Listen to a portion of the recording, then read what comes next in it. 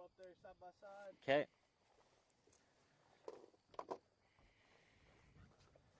Yeah. Go. Go. I'm good when you're ready.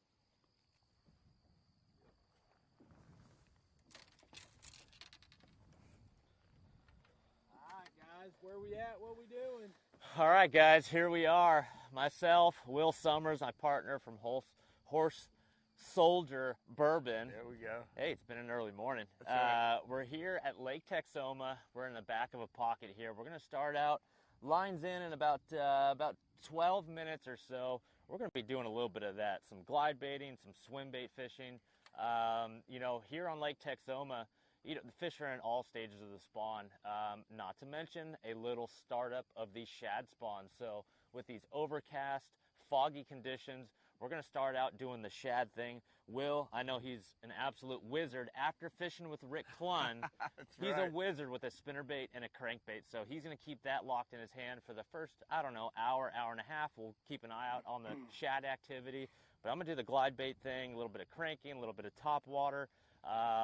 We're expecting this tournament, the winners are going to need over 20 pounds. So Sure. It's going to be absolutely critical, Will, to have a good start. And, whether it's fast, whether it's slow, doesn't matter as long as we put that better than average fish in the boat, hopefully first thing. So we're looking for those 3+ pounders. This place has got a lot of largemouth. It's got a lot of smallmouth. They are all biting.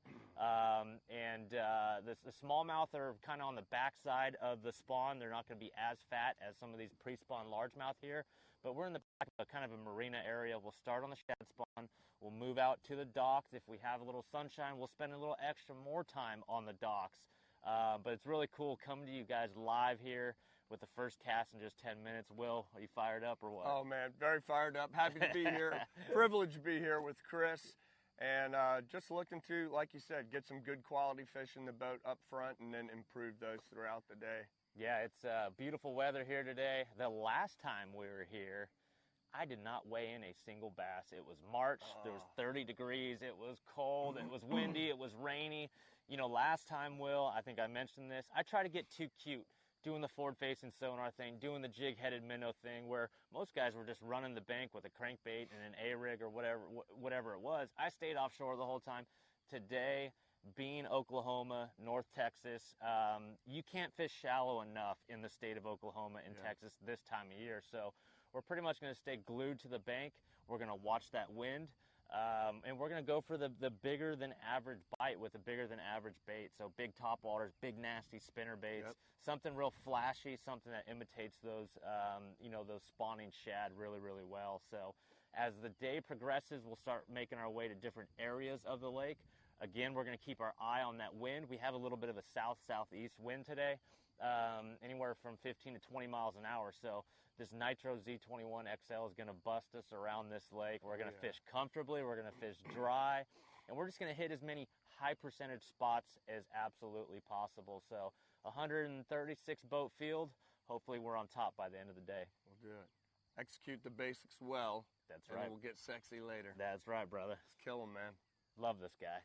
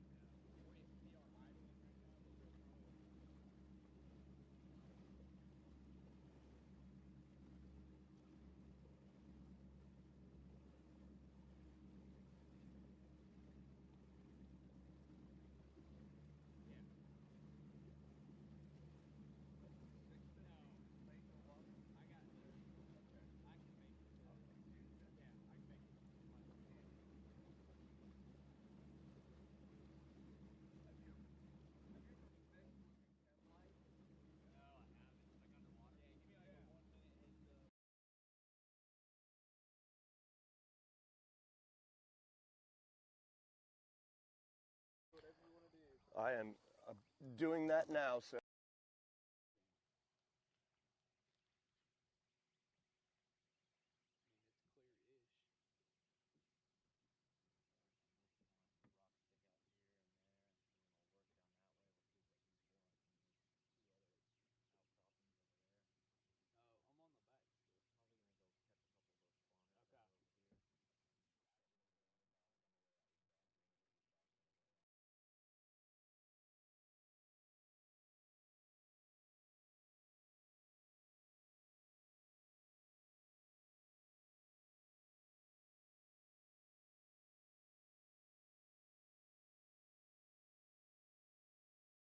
And then we'll work down that way. We'll see what he's doing. And then there's 2 other outcroppings over there. Probably gonna go.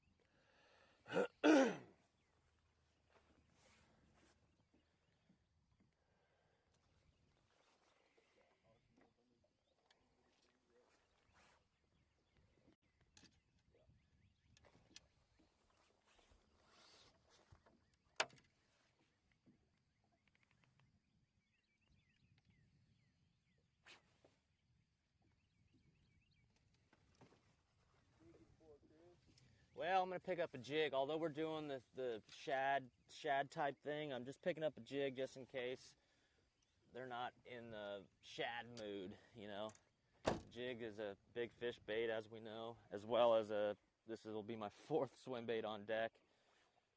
You know, Lake Texoma, this place gets a lot of fishing pressure, and they see a lot of crankbaits and spinner baits, and they all work, trust me. But how do you get the better than average bite? You present them something like that, a swim bait there, just something different. I know Will's got it covered on the crankbait and spinnerbait front, so we'll just kind of back him up with the bigger baits. I mean, all we need is 5, right? And if you target the right ones, you get those 6, 7 bites, and you land 5 of 6, 7, right? Right, Gentry? You land 5 of those better than average fish, and you have a shot at winning. So that's the game plan. We got a nice little southeast breeze. Actually, I saw the weather forecast yesterday, and it looked like it was going to blow straight east here for a while.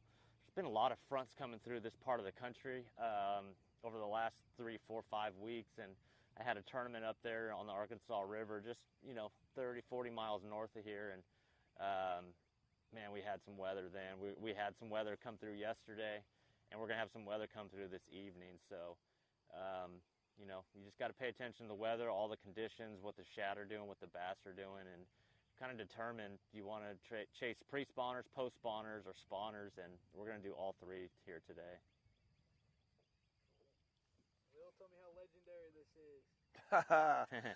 is. Doesn't get any more legendary than fishing with Chris Zaldain, for sure, man. I'm happy to be on one of the biggest lakes in America, fishing today, getting after, I think for us, the largemouth for sure is going to be our focus. Yes. But, man, this is it. This is living the American dream right now. Very privileged and blessed, man, to be out here. Oh, this lake is awesome. This is a tournament director deemed this a trailer and event, which, man, that is the right call because, like I said, the weather's been so unstable. Being able to trailer to your fishing spot is huge. Especially it helps prevent broken trolling motors, broken grafts, broken backs. We're not killing each other or killing ourselves to try to get to our spot that's 30 miles away. So being able to trailer, most guys would launch on the other side of the lake, right next to their fishing spots. And again, that's just a safety thing and just the right call in my opinion. Again, 15 plus mile an hour winds on this lake, it's not very friendly at all. So great call on their part.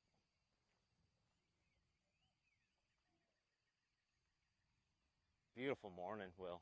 Yeah. Just a gorgeous morning. Cool. Overcast. All right, about 2 minutes out or so. Yeah. And again, we'll see how these shad are acting, what the shad spawn looks like. We started an area yesterday, stained warm water. When I say warm water, I mean water temperatures in the 70s. Right now, our water temperature is 71.2. And as you get, some guys will start in water temps that are like 64, 65 down on the lower end. But I decided to start way in the back of a creek, stained water, and that's just more conducive to that shad spawn. So there's a lot of fish in this area. A couple weeks ago, they were spawning right in these areas.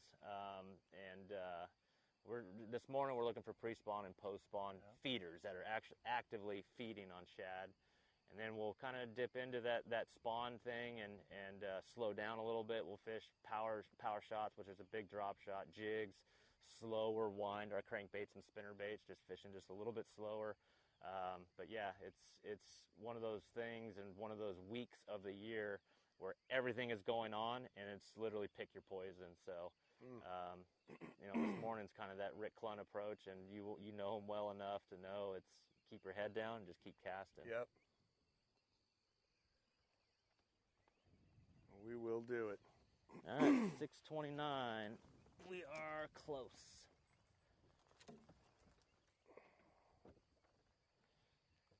6:30. Lines in. Right? Can we confirm? Let me confirm on my phone. 6:30. Saturday, April 25th. Let's have a good day, Will. That's it, man. Let's do it, brother. Let's knock them down.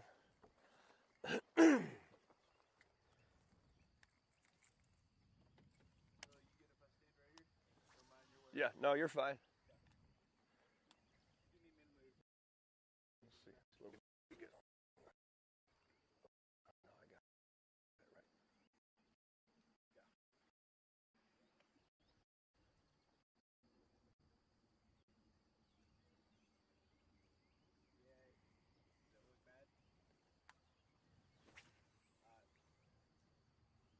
What's our depth there? 9 feet.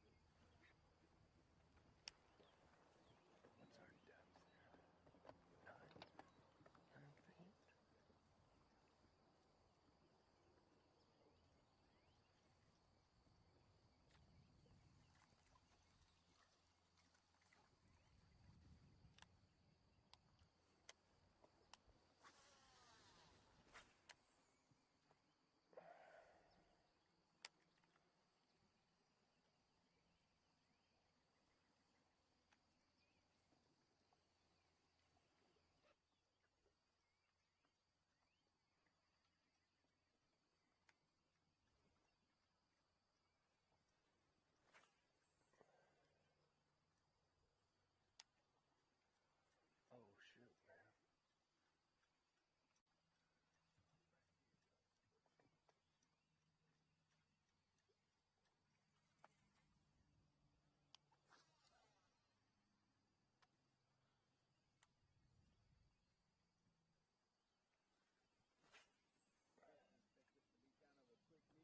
Yeah, I mean, I'm not seeing any shad spawning right now. There are tons of shad in this area. Looking down at the live scope, there's a lot of movement.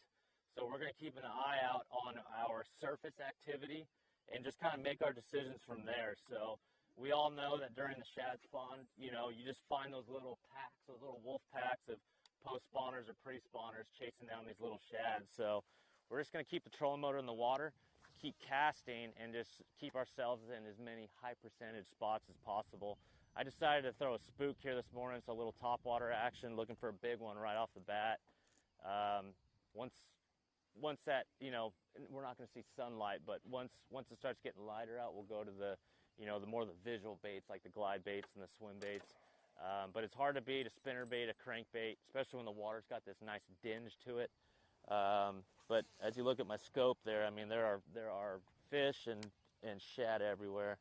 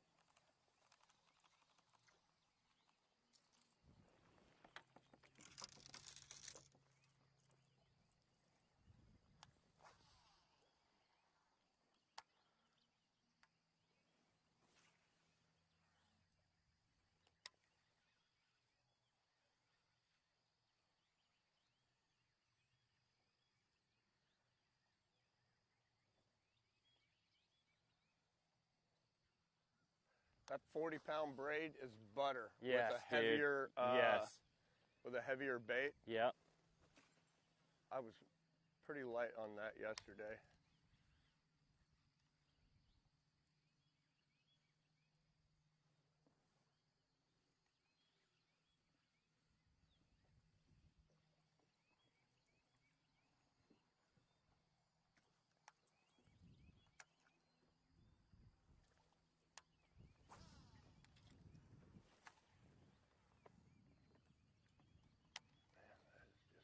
Too buttery.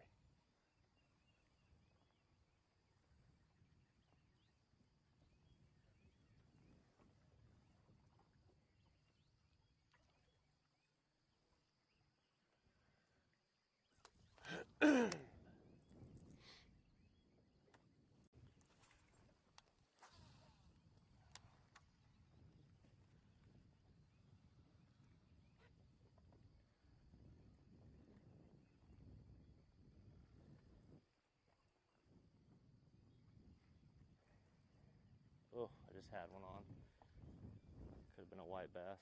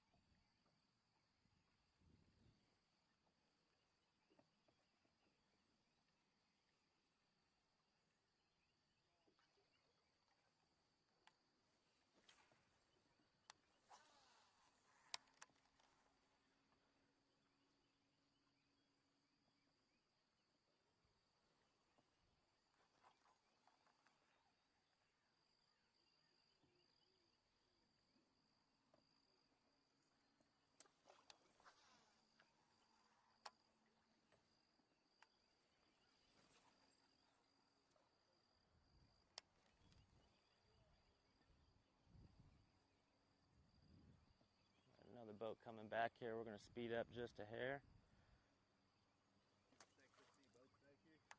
Yeah, I did. I mean, this is a very common area. I mean, we've got 2 more boats coming in back here.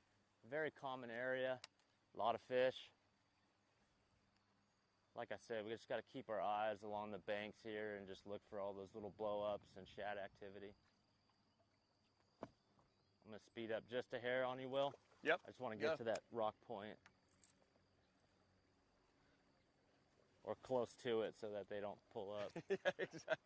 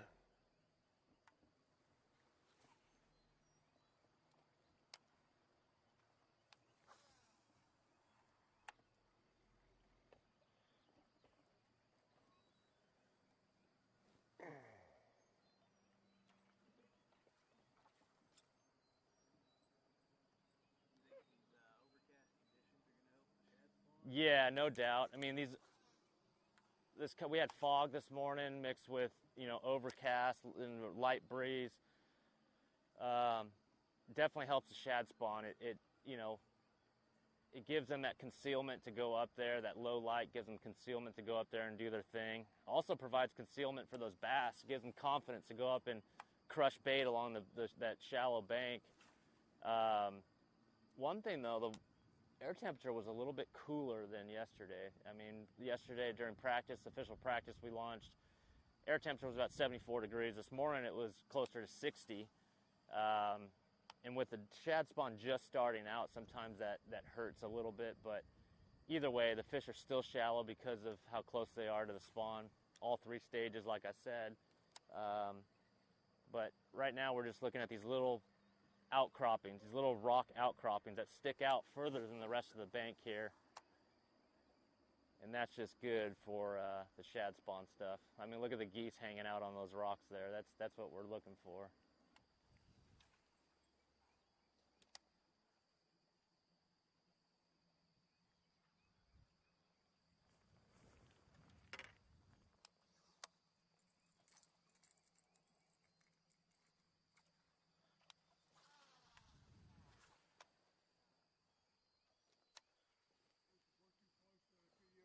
Oh, you're good right there, brother. Yep, no problem.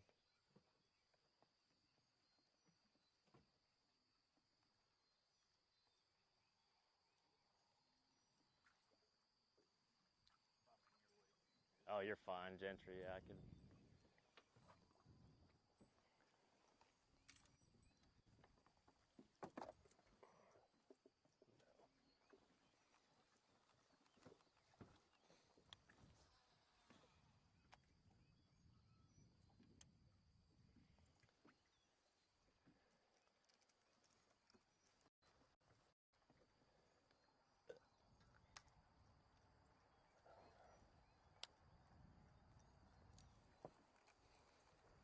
I will do this though.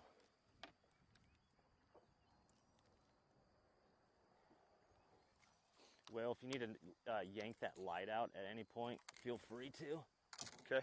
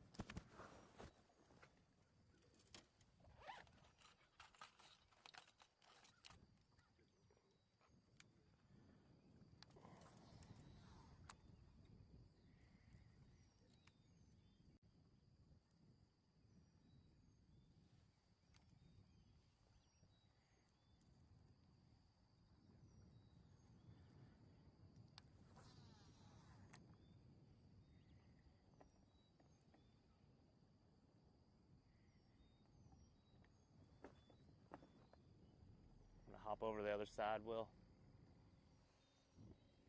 Okay. And I like these tournaments. I mean, you get to fish with your buddy. Team tournaments are just a lot of fun, and camaraderie, the smack talking, it's all in good fun.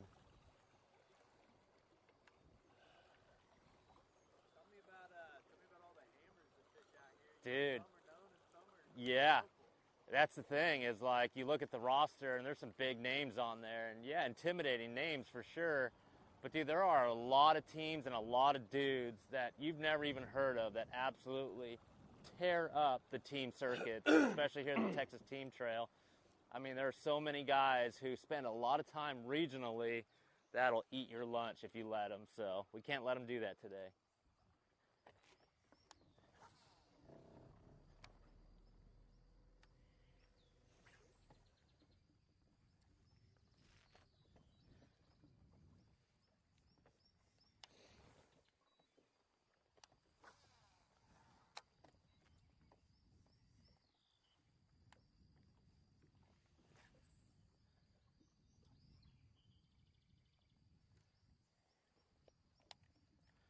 Actually got a little clearer in here.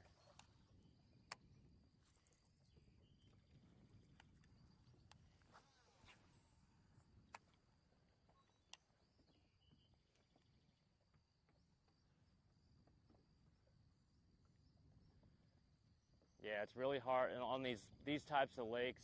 You know, these riverine type lakes with a lot of rock. it's hard to beat a square bill and a spinner bait. I mean, that's what I like about fishing in Oklahoma, is they still bite old school, you know, techniques, spinner baits, crankbaits, big old nasty jig. I mean, it's really a meat and potatoes approach, and you just got to put it in front of one. I mean, that's the only challenge. And with it being around the spawn, you know, you just have to think, okay, am I targeting spawners? Okay, if the answer is yes, you got to slow down. Am I targeting, you know, chasing pre-spawners or post-spawners? Let's go ahead and speed up. But I'm just looking at my graph here, and there's so much bait in this area.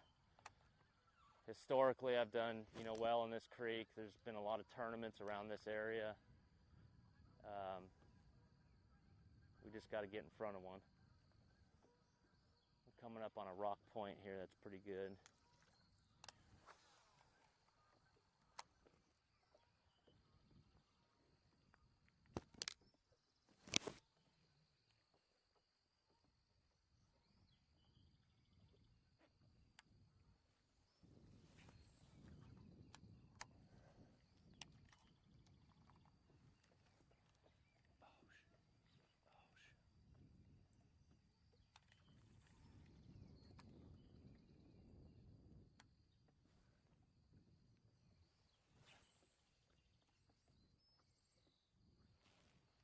There's a little tree right there.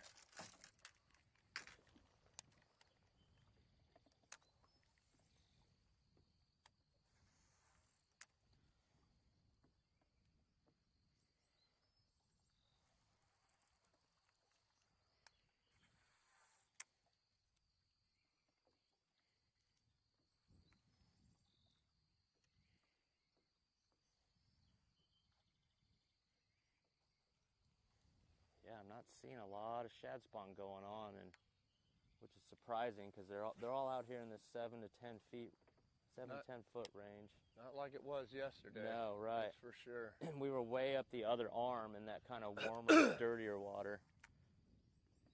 It's a little bit cleaner, a little bit cooler on this side, which is fine. We'll just make the adjustments along the way.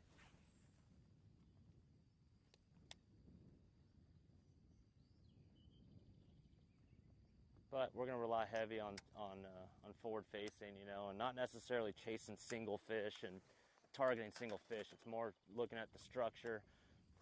There's some brush piles and rock outcroppings that are really good, that we'll really spend some extra time on.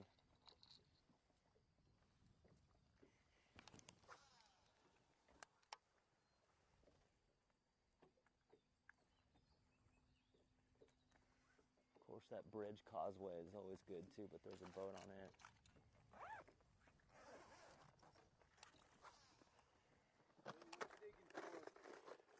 Just something a little heavier.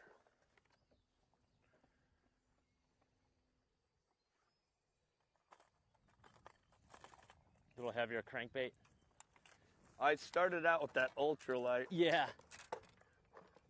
That was the never fail.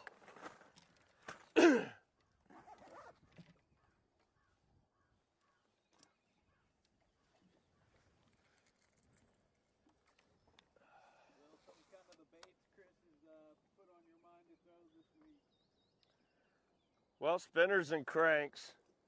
You know, my forte is not the slow and patient game. I will slow down if we get on beds later and play that out. Not my favorite. More of a power guy, but Nothing wrong with that. also we'll do whatever we have to do to win.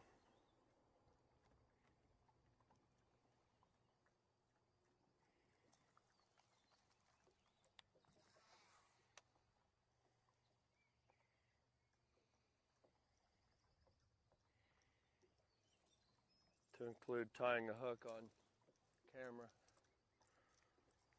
Blind as a bat.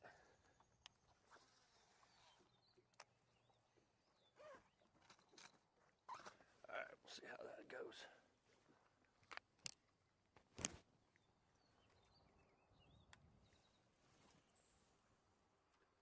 Perfect.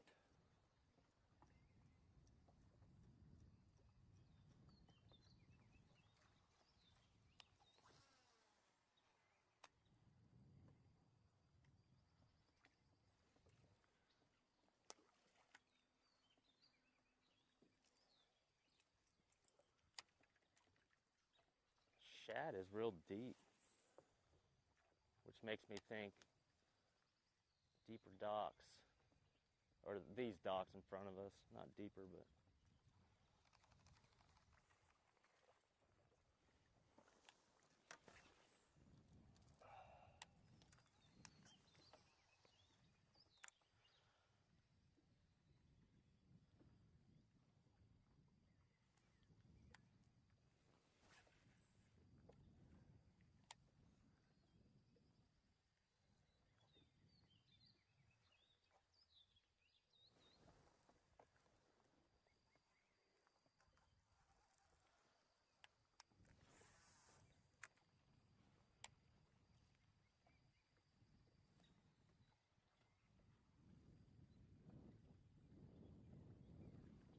there's the shad spawn. Look at that. There we go. Gosh, they are going nutty. Come on, bass, follow them up. Yep.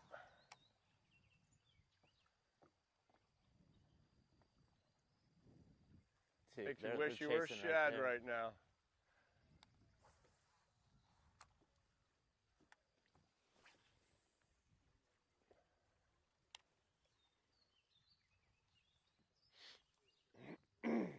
Look, just all of a sudden they just start spawning. The bass shouldn't be too far behind. No.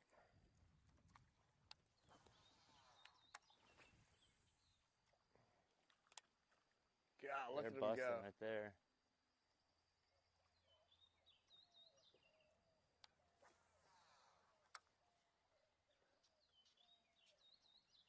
It's insane what triggers that, you know? Yeah.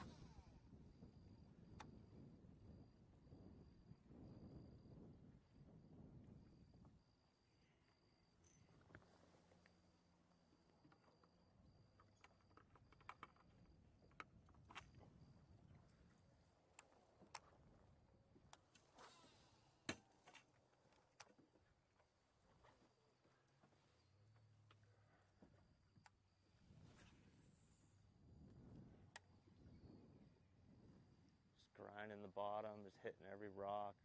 Feels good.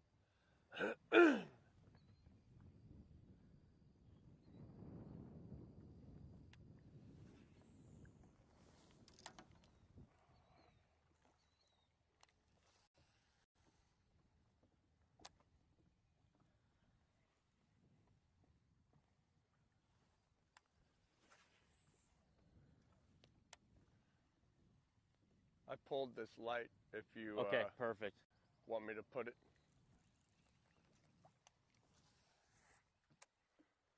Yeah, that's fine. Is it right there by the console? There you go, first fish of the day. You did that yesterday. 2 days in a row, yeah. Put him on the... Don't think it'll make 14, but No. you try.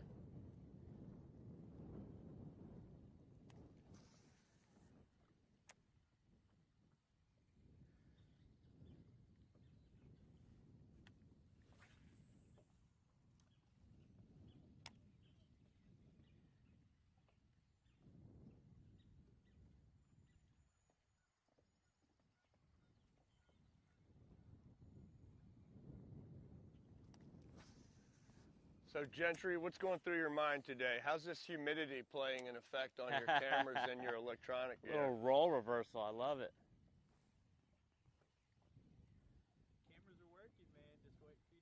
Yeah, there you go. Yeah, yeah.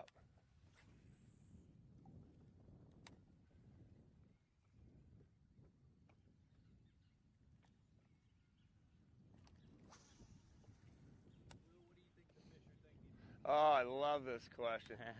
You know, I'm convinced they're thinking, holy smokes, here comes Chris and Will. We don't have a chance.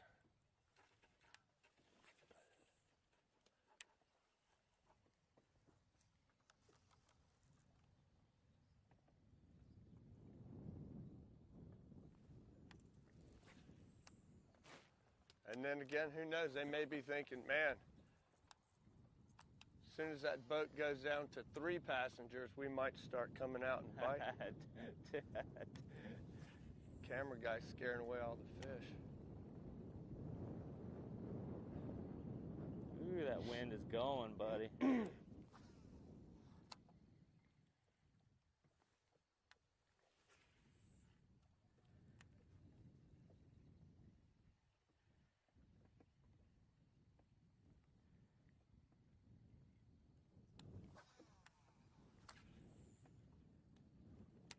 Bet those fish are also thinking they'd kill to get in this boat if they could get a little taste of Horse Soldier Bourbon. There you go.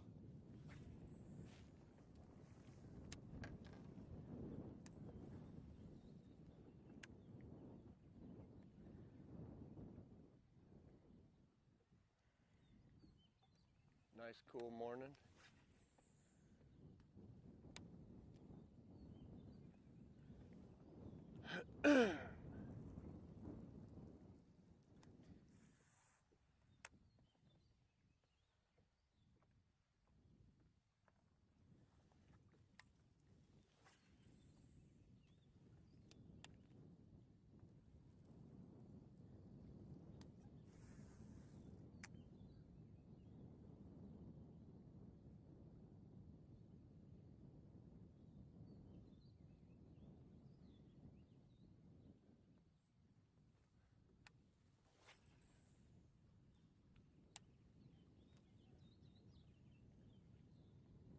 There they go again.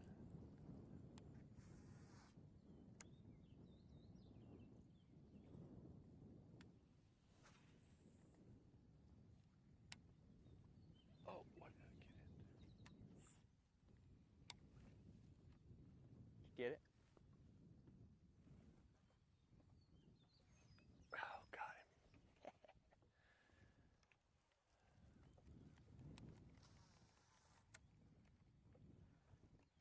Oh no, I pulled off. I just lost my cranker, man, right there. Oh no. Is it floating? Yeah. See it? Straight off the side of this little rock. Like real shallow, real tight? Yeah, 6 feet from the bank, maybe.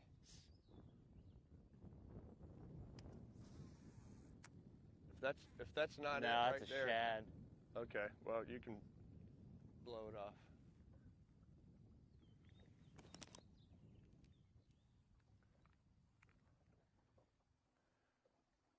They're not really busting on the shad like I thought they would, so we're No. gonna move over to, there's some spawning fish up here we'll kind of just slow down and pitch around on.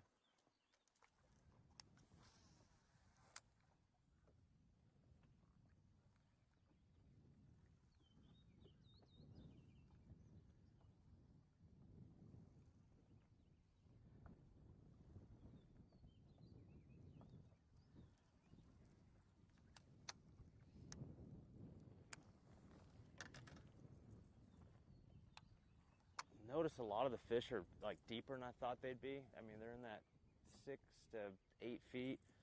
So I'm gonna go down to a deeper diving crankbait.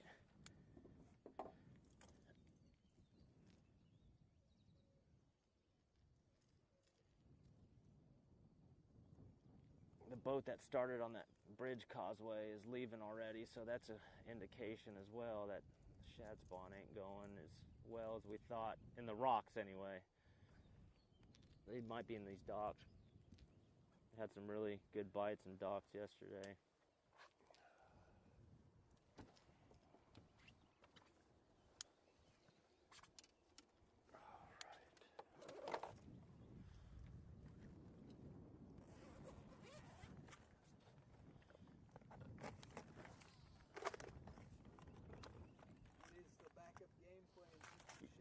Yeah, no, the shad spawn thing isn't as strong as we thought.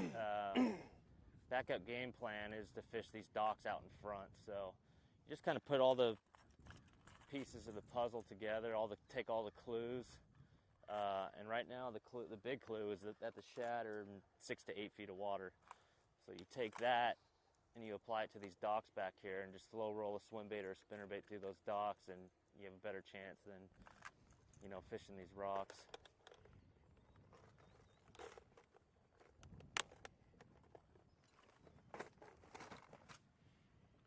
We'll make a quick pass on these spawners I saw yesterday.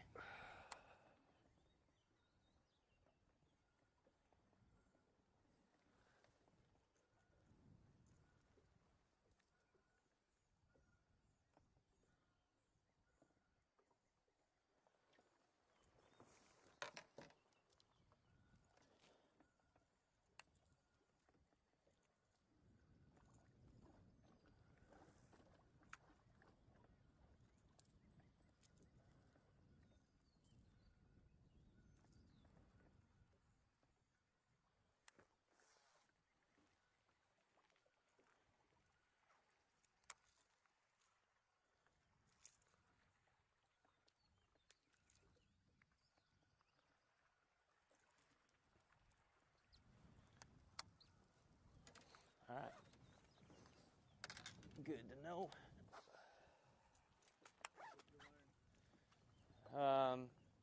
Just that they're hanging out deeper on these, like I said, there's little rock outcroppings and rock piles.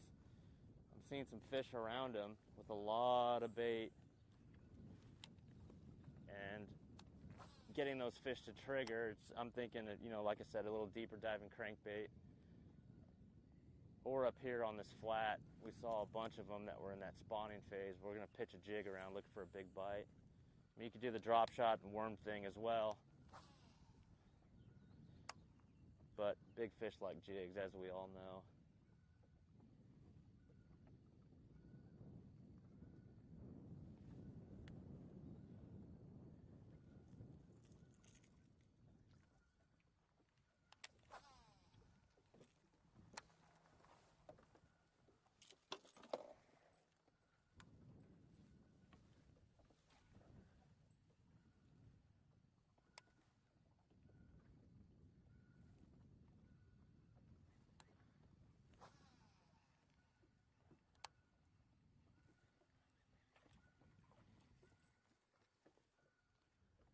Sounded like a fish, Will.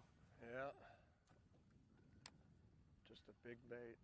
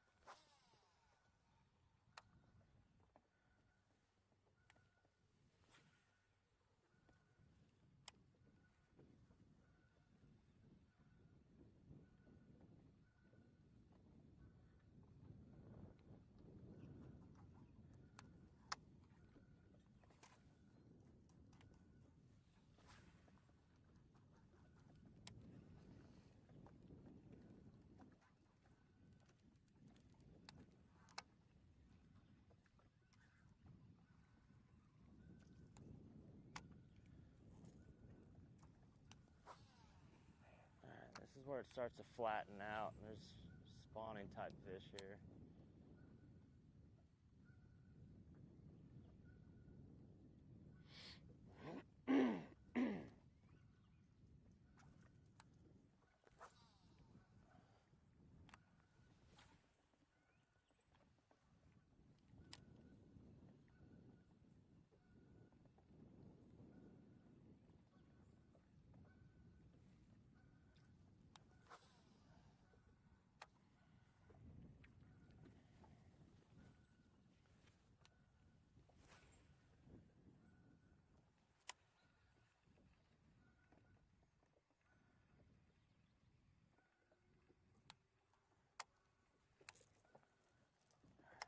Slow her down just a little bit.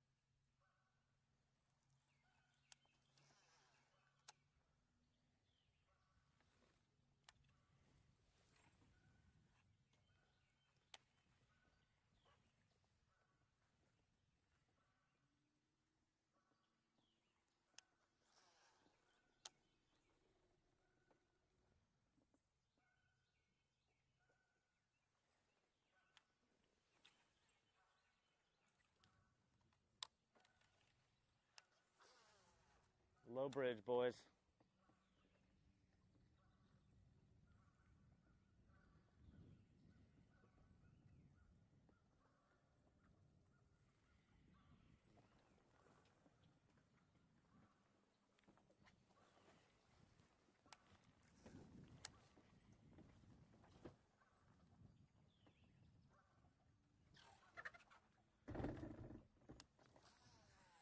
Low bridge, low rocks. There you go.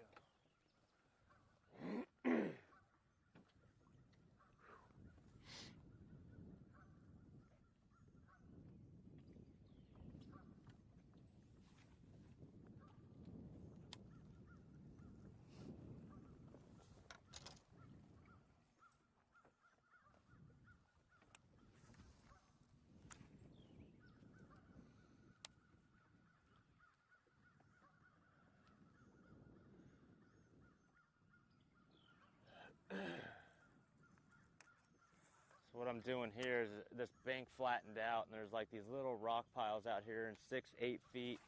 These bass will stage up on there, but they're not really reacting. So you have to throw like a jig or a big drop shot on them. But if you hit it just right with a little deflection of a crankbait, they'll snap on it for sure.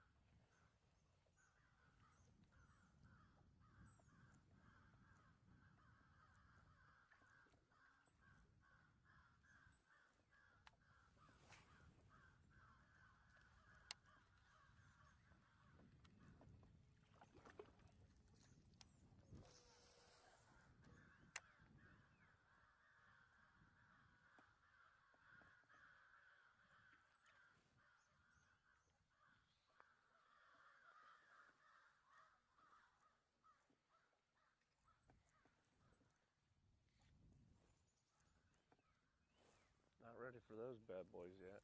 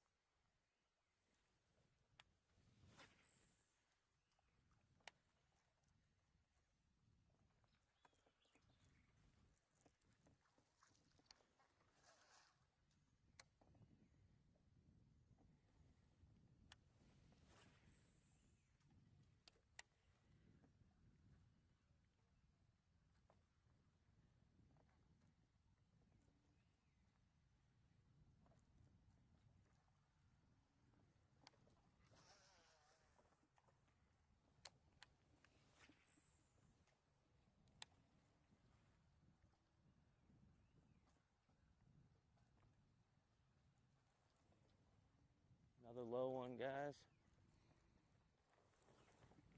Man, that thing looks low. Like, that looks lower than that side.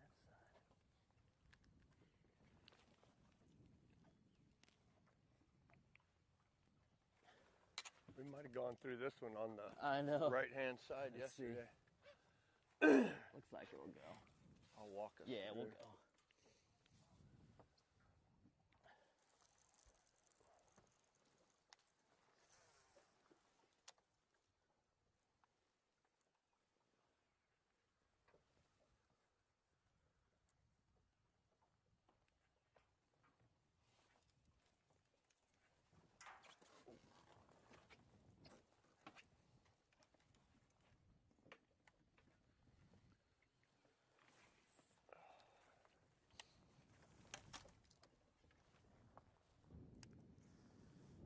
About 10 more minutes of this stretch, Will, and then we're going to go to that dock where those big ones were. Okay. We'll fish our way through there in those docks.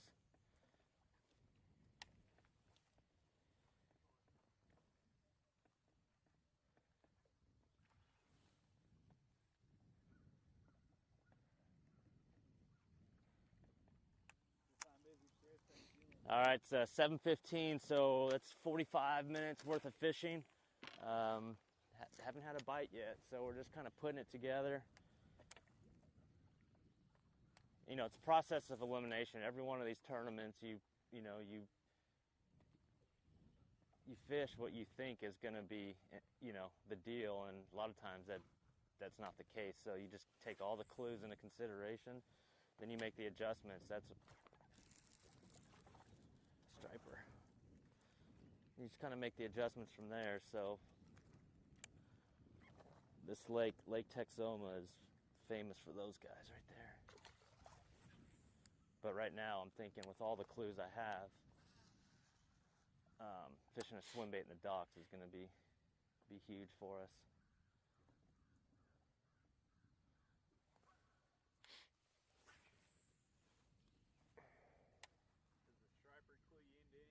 Yeah, it just shows that there's bait and actively feeding fish around, definitely.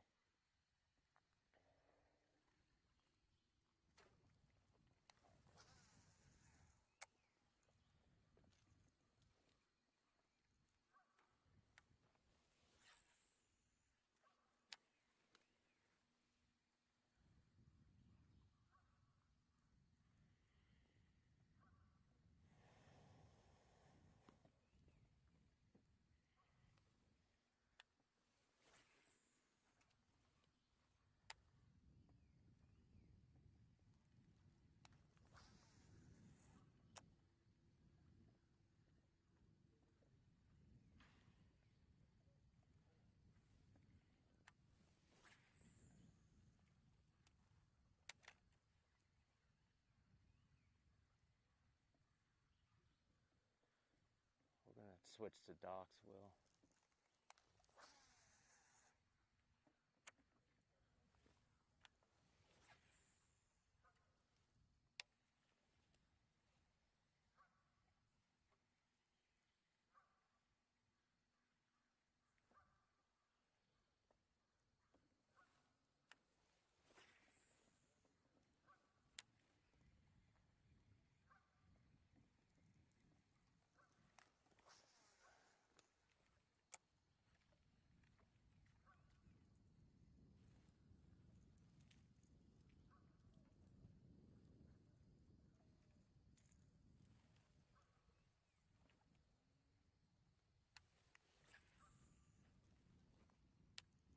Spinnerbait and swim bait those docks.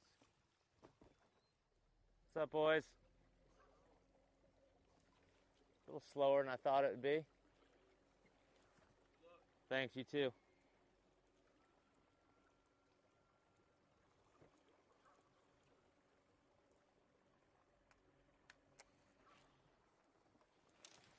It's one of those deals that has been the hot thing in the fishing world, and we caught a big one on it yesterday.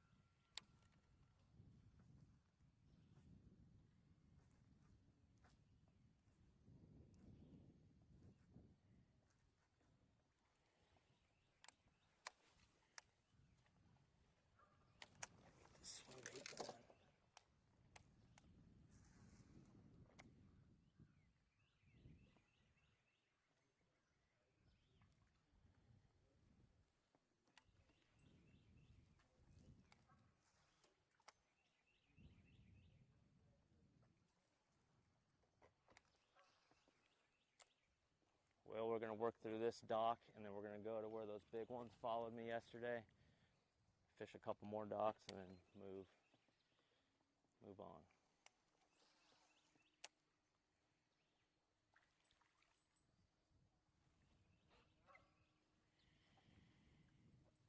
Bill, how you feeling? Feel good. Ready for it to pick up. I just had a giant school of shad follow my swim bait in, so where the shad spawn's not happening on the, look at them, where it's not happening on the rocks, more than likely it's happening on docks.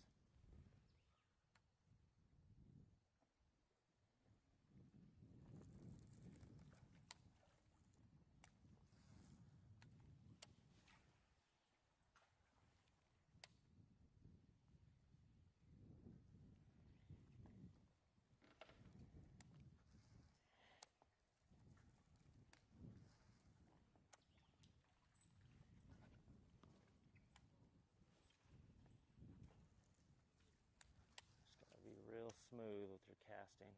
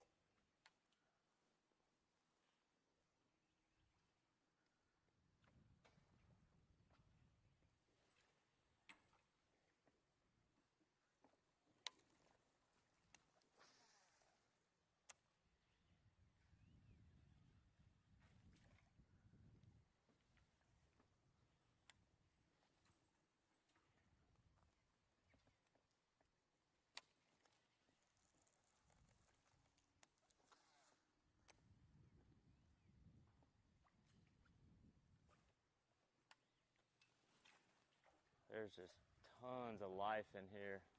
Lots of shad.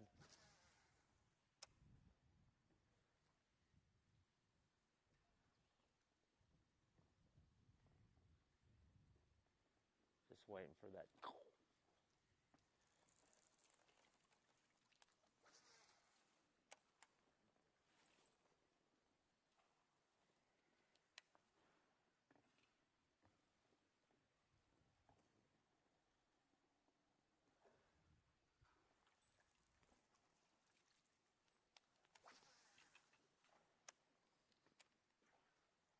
Oof, they busting back in there? Yeah.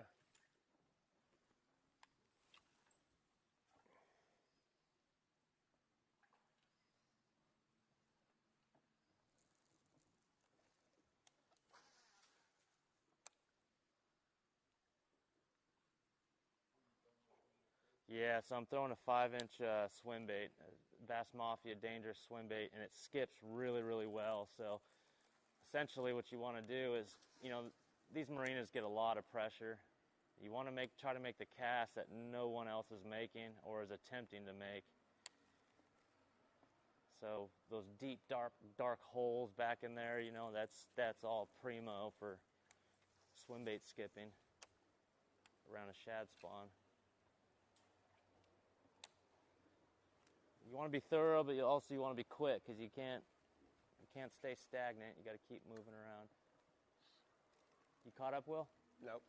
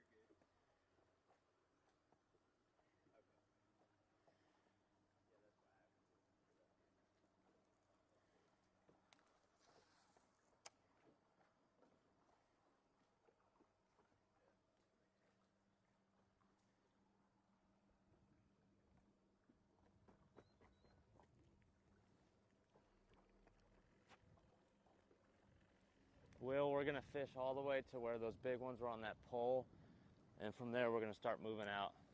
Okay. We really want to spend most of our time in those shallower docks.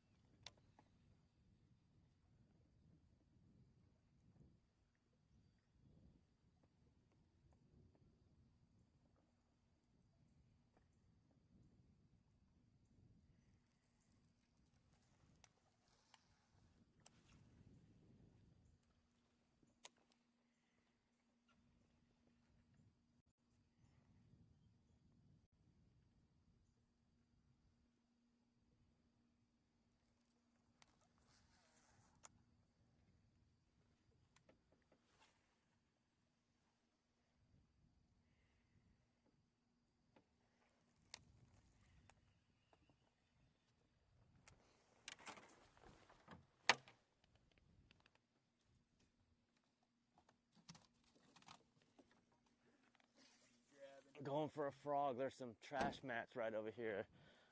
Threw on them yesterday, no bites, but it just looks too good. Sorry, Will, I'm gonna cut you off there, buddy. Nope.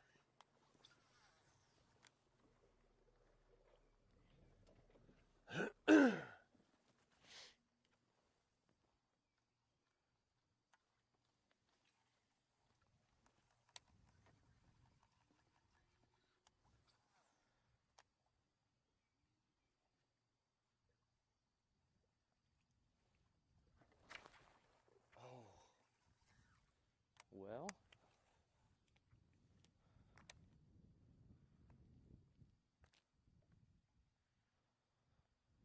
didn't look very big, but he smoked a frog.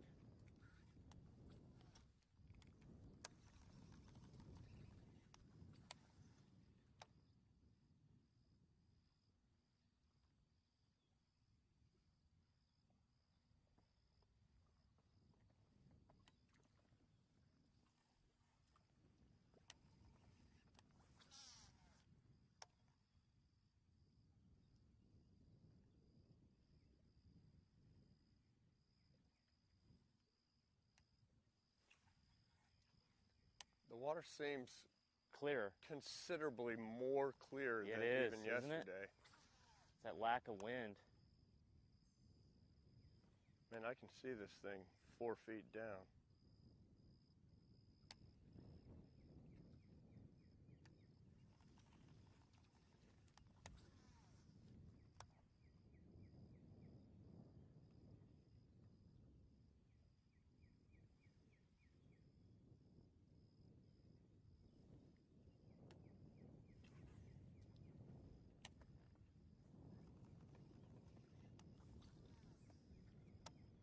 it is.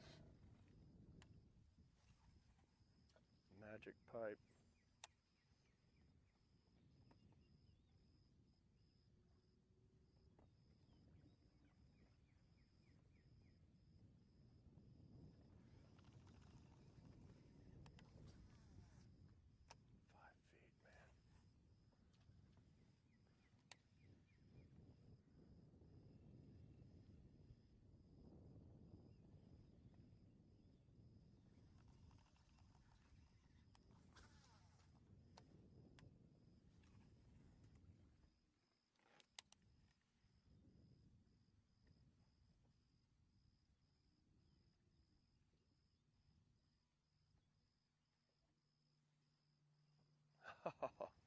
Yeah, there's a gang of shad behind my bait. Yeah.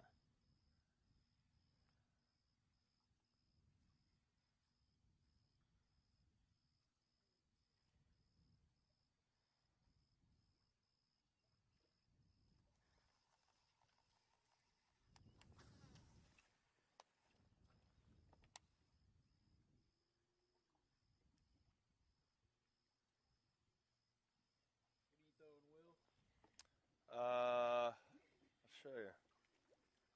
Smaller white chatter. Big white tail. Trailer.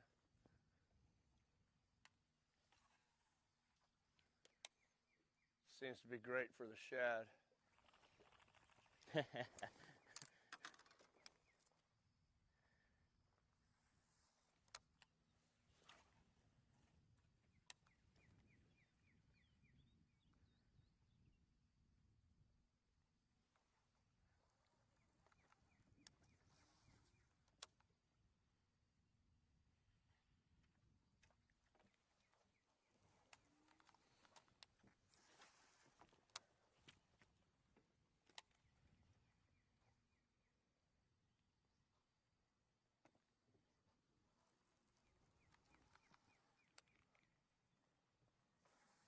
Oops, sorry, Will, my bad.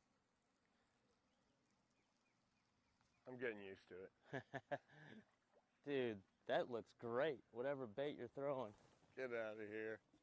It does, and you had shad following it up and everything. Get some bass following it up. Yeah. We're gonna go to that pole and try to catch one of those big giant ones, and then. There you go. Oh shoot, there's a boat back there. Dang it.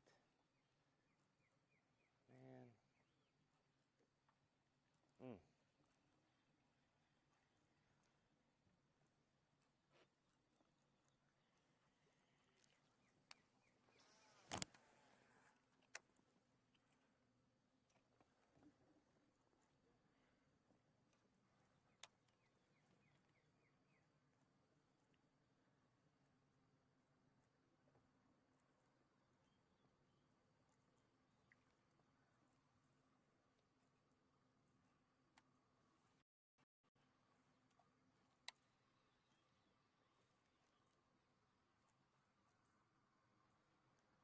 It is a lot clearer back here, isn't it?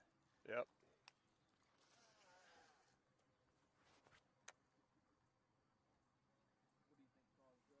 that? It's just the lack of wind. I mean, yesterday it was stained and pretty beautiful, to tell you the truth. But it was blowing all day yesterday, muddied things up, which means, you know, it changed for everyone, obviously. It's not a bad thing. Just got to make the adjustments better than everyone else.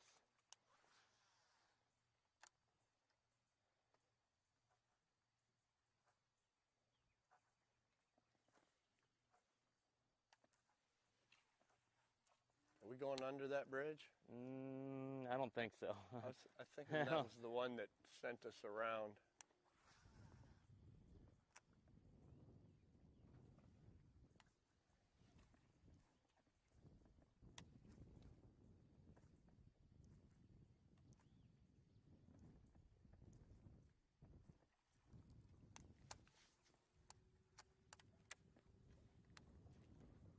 Got one piling back here. There was 3 big ones on yesterday, and they all followed me out. Got to hit it real quick, and then we'll get to moving. Really want to fish like shallower, stained water docks, more spawny stuff for bigger bites. This just isn't working out. No.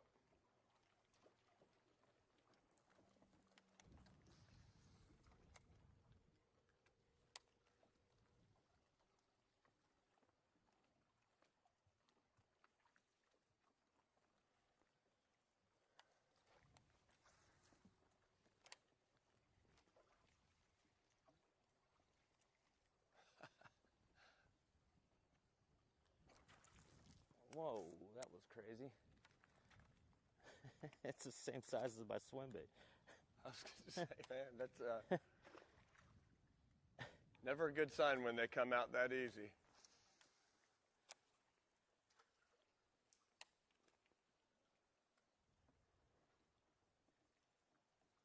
I didn't know we were going to have rain today.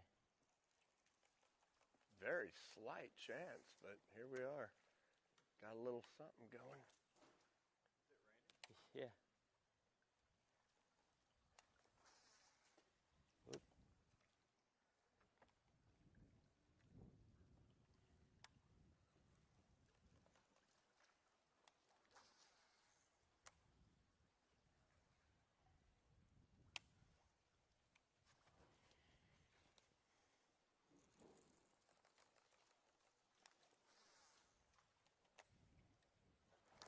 That's a good one.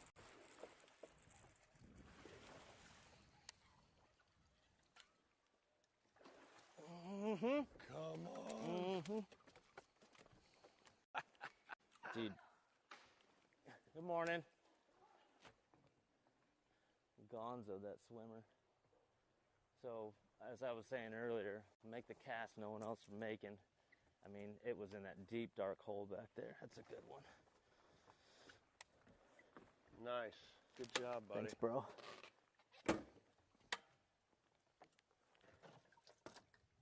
Let's do more of that. Yeah? Heck yeah.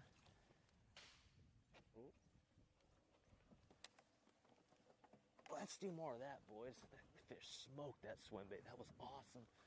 So Five more of those.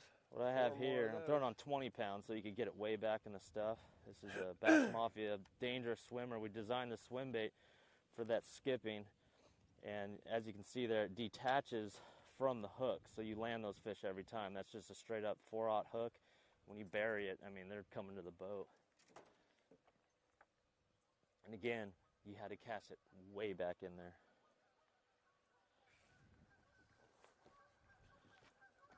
All right.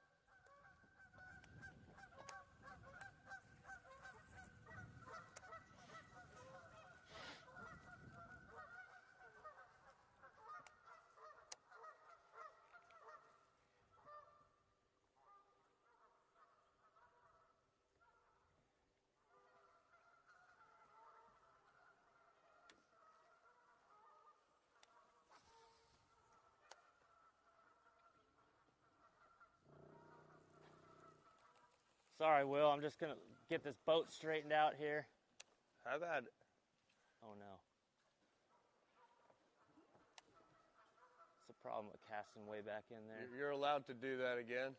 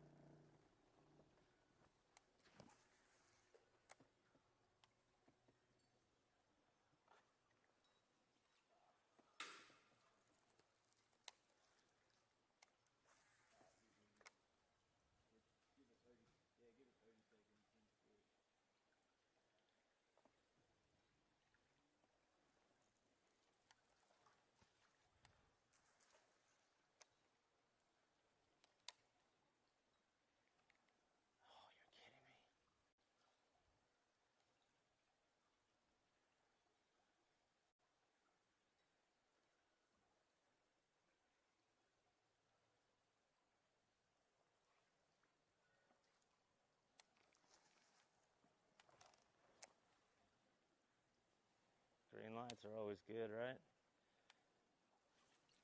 Not doing that.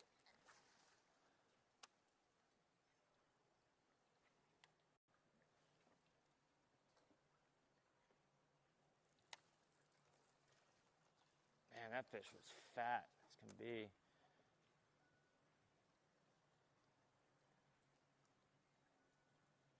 that a above average fish? Yeah, I think, yes. Yeah, I would think so. It's over 3 pounds, so that's...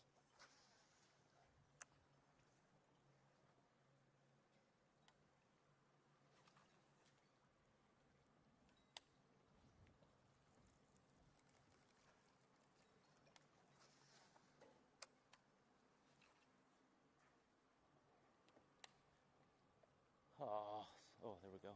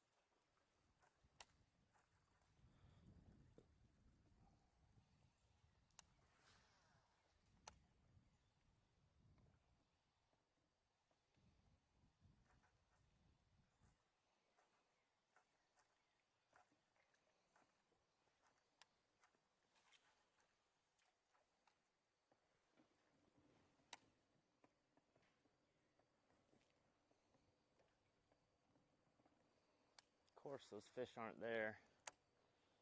Everything changes.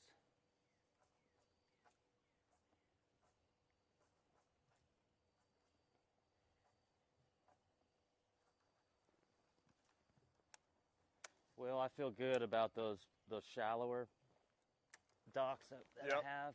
I feel real good about that. So if we can catch one more here and then go and do that, I think we'll be good. Okay.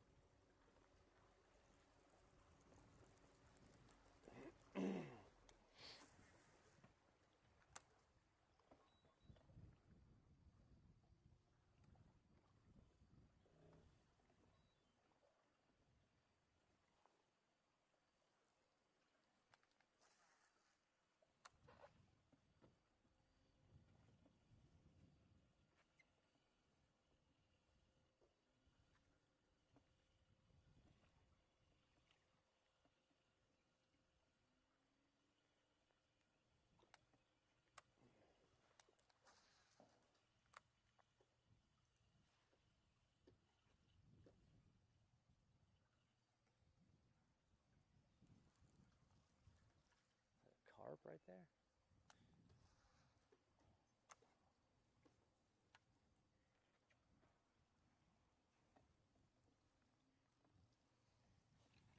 This dock isn't as good because it doesn't have all those overhanging condos or whatever they are.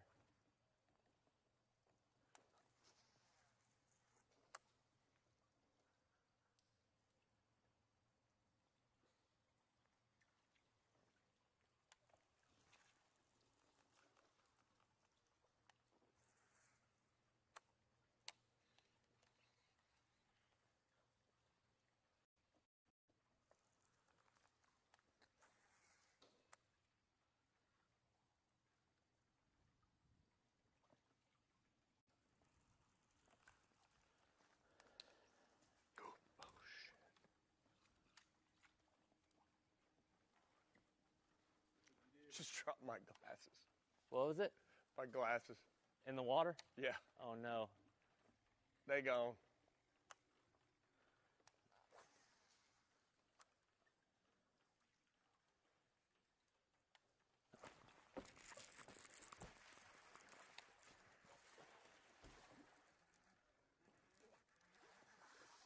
Whoa. Dude, these ones are fat in here, I love brother. the way you catch fish. These ones are fat in here. Pre-spawners.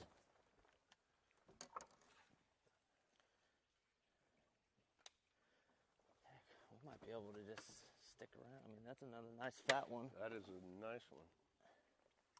That needs to be our small one today, Will Summers. Oh. All right. I'm happy for that. Okay. All right, so Hey, can you deep dark holes, huh?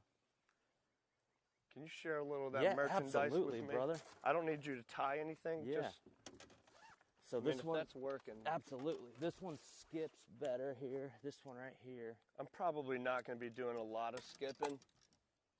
Let's go with this one right here. This is one I was catching them on yesterday. Is there any leader left? Yeah, you got plenty.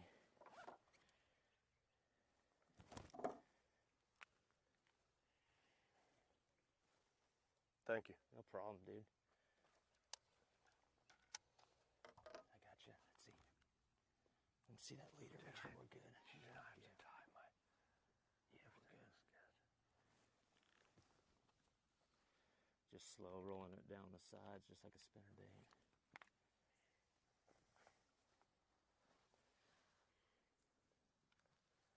This one's good because.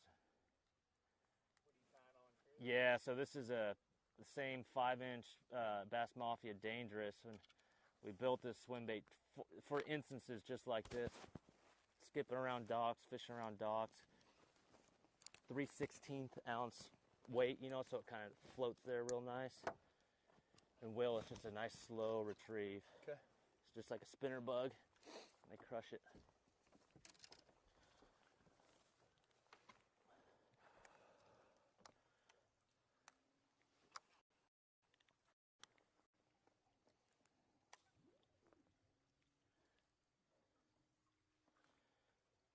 Dude, if we stayed in this marina all day, I think we could have a bag, honestly. What are you saying, Chris? Yeah, if we stayed in here all day, like now we figured out they're in the, you know, in the backs of these docks. If we just spent the time and picked them all apart, I think we could have a pretty good day. But there's some other areas that I really need to check and try. Actually, Will, for the swim bait, this clearer water is actually better for us. Whereas the dirty water, the spinnerbait thing works well, but a spinnerbait, you know, doesn't get the bites a swim bait does in the clear water. Yeah. Okay.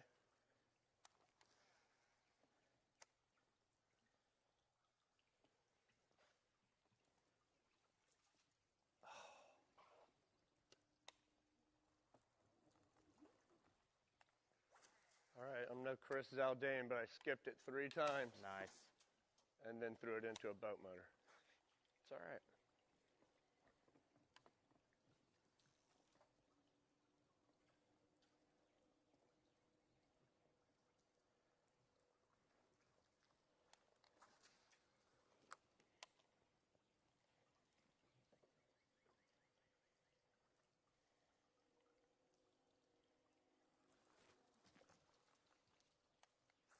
Oh.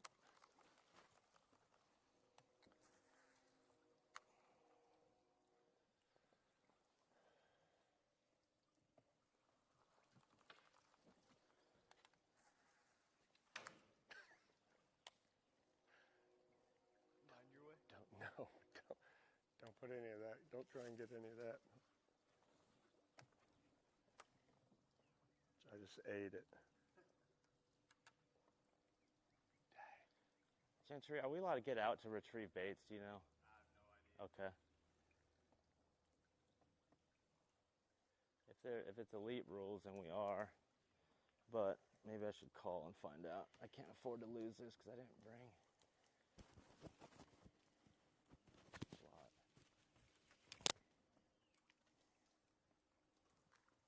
There we go. Give me a break here.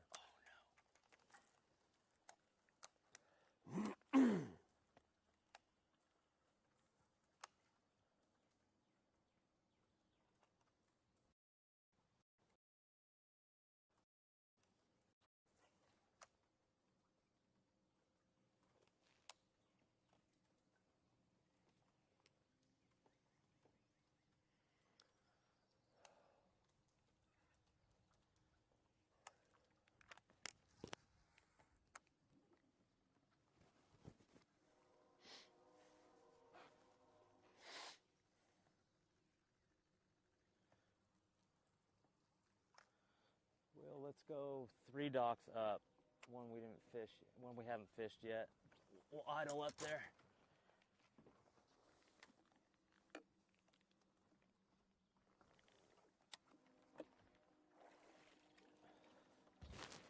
All right, so 2 in the box.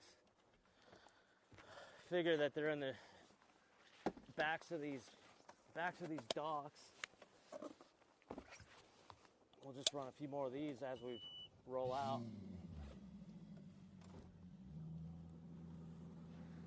We're just idling, kid. Yeah, we're just idling. Will, you good? Yeah. Yeah, it's yeah, just slow and low, and to try to keep it, you know, not in the cover obviously, but just close to it.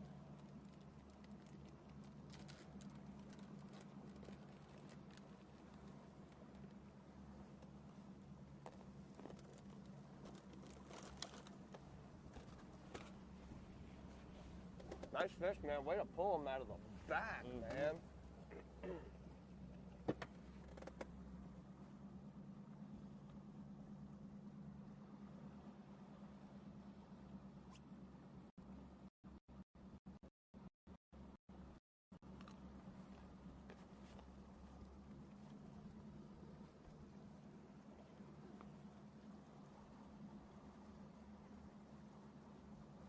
So yeah, I noticed those 2 we caught are pre-spawners. So I mean, that's what we're after. I mean, we want them as fat as can be. Weight, yeah.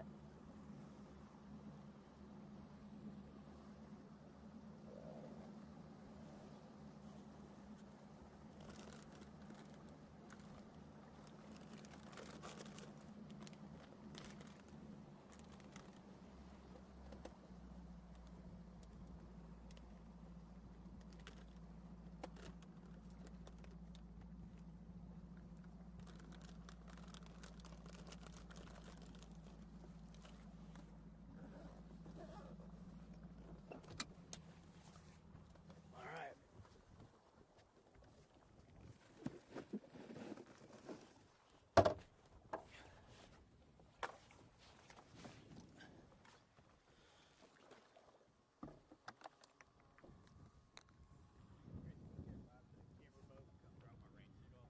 Absolutely. Come on up.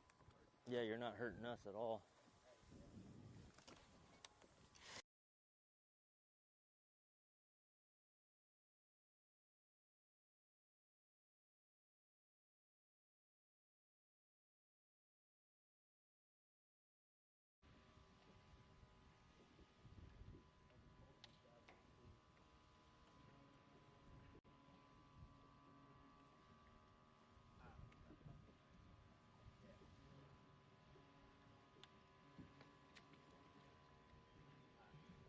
I'll call you right back. Okay. Dude, they got cold.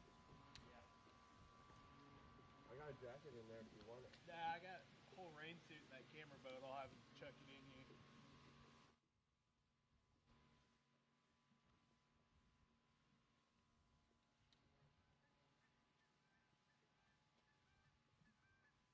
Hey, yeah, will you, I think we're going to stay here for a minute, but there's a rain suit in that back compartment behind the passenger seat. Will you slide up here and throw it in our boat real quick? Awesome, sounds good, thank you.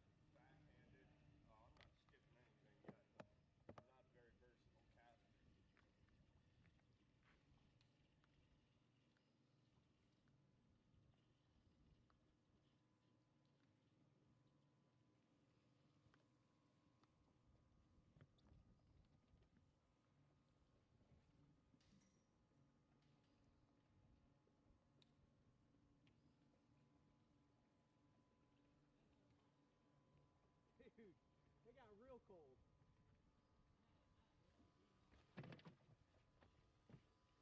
If I'm in your way, let me know. Okay. Here now. Yeah, he started talking about moving soon. I'm like, man, I'm gonna want that rain suit if we're moving. Huh? Oh, I don't know. Yeah. Yeah, I'll let you slide in a little bit forward. Oh, bet. Thank you.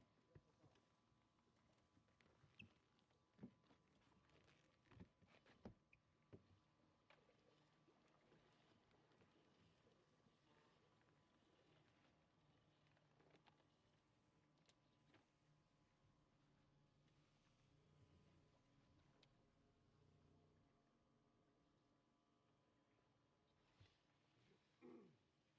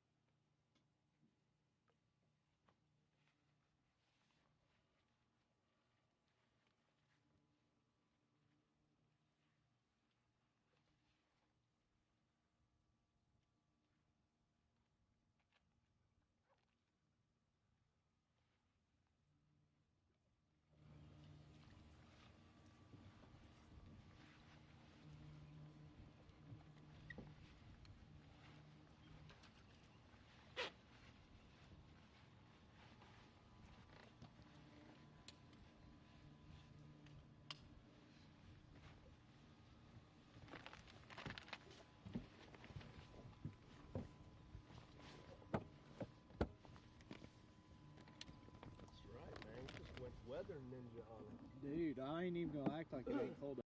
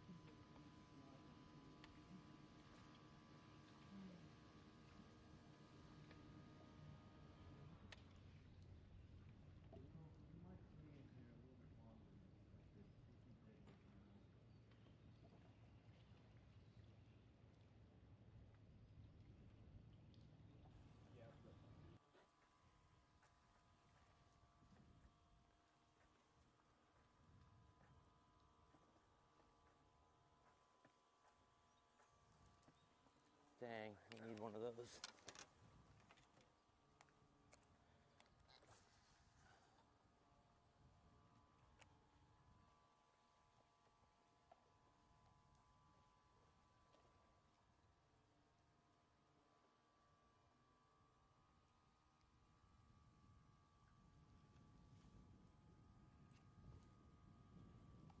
Oh my gosh, she bit it. Dang it. She freaking bit it, dude. It's a giant one too. Gosh. Oh gosh. We might stay in here a little bit longer than expected. There's some big ones around.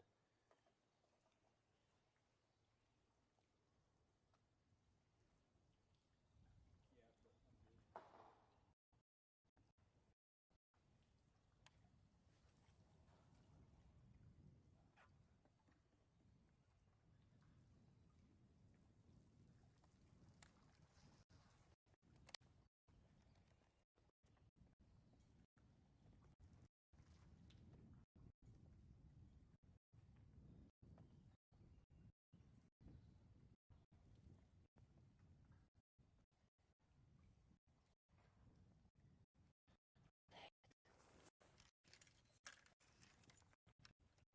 I'm good. Yeah.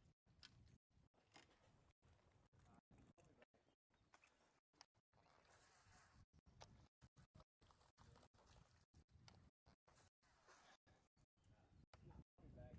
I'll be back.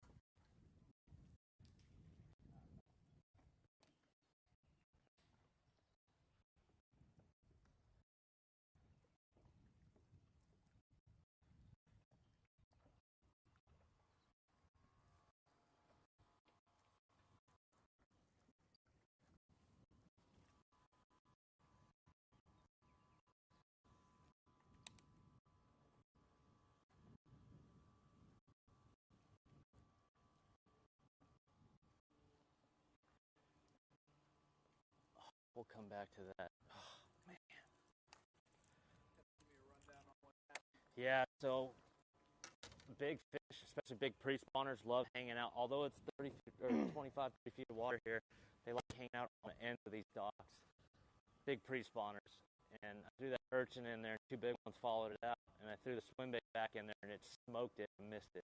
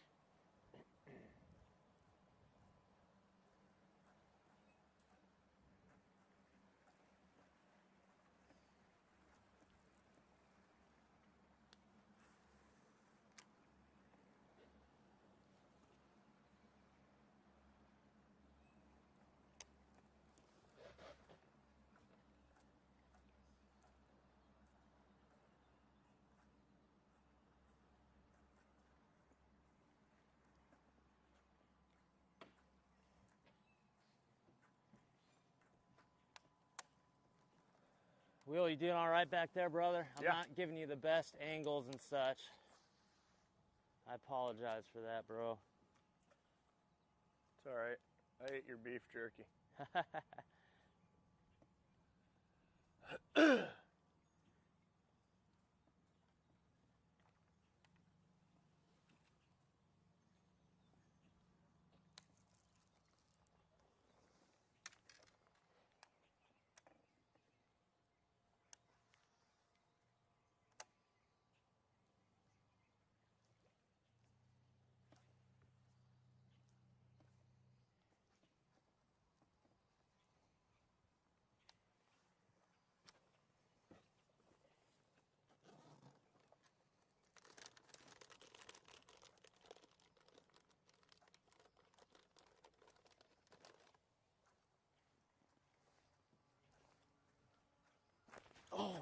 she had it.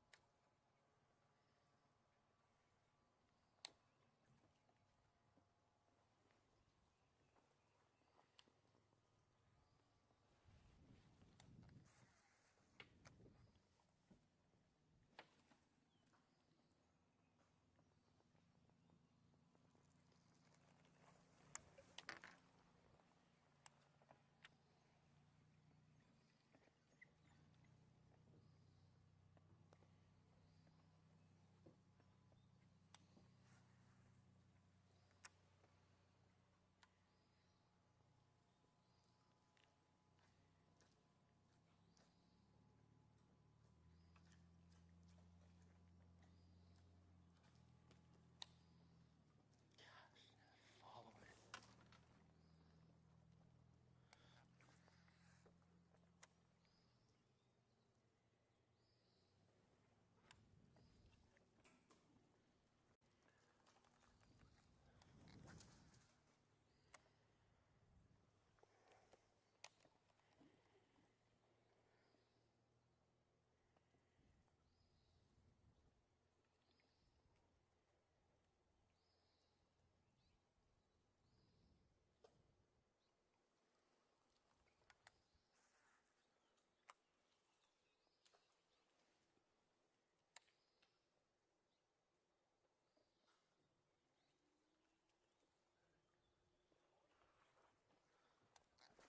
Oh, you're fine.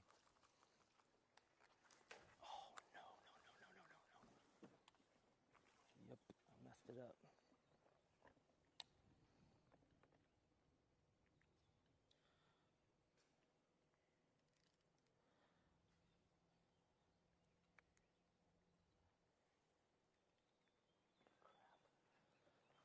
Dang, I might have to go to my truck and get more baits. I think I'm only...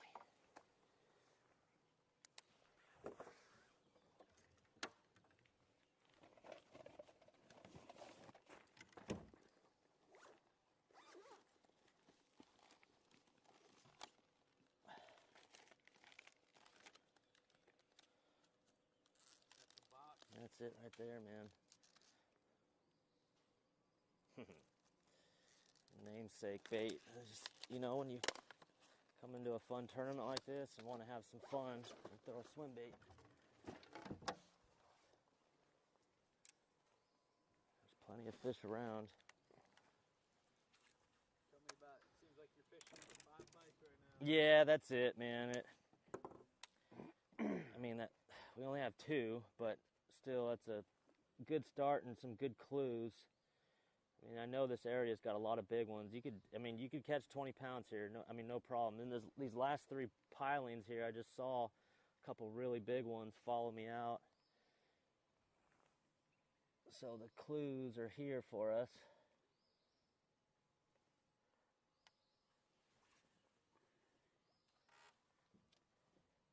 Just gotta execute.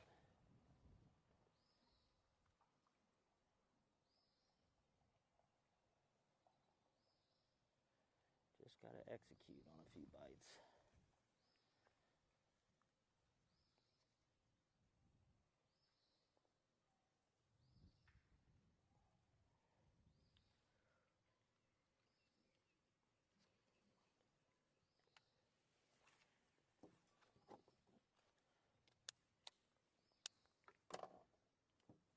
All right, and just load it up just like that. That's why they call it the loaded.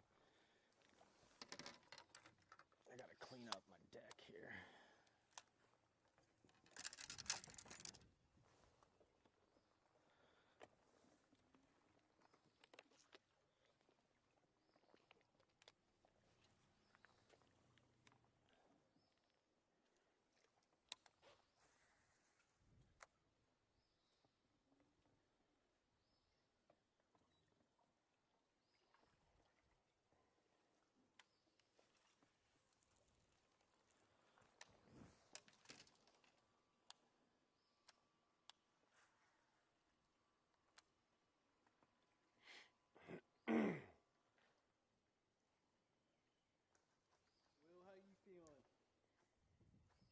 good, man. I mean, there's proof that they're here. They're here, dude. Chris is pulling them out. It's definitely not easy, but they're definitely here. A little more of an experience level going on in this. Yeah. This is pretty detailed work. This is surgical. Tell me about the 5-fish quality over quantity mentality you guys got right now. Well, I mean, kind of speaks for itself. Weight wins. Little. So we definitely want quality fish.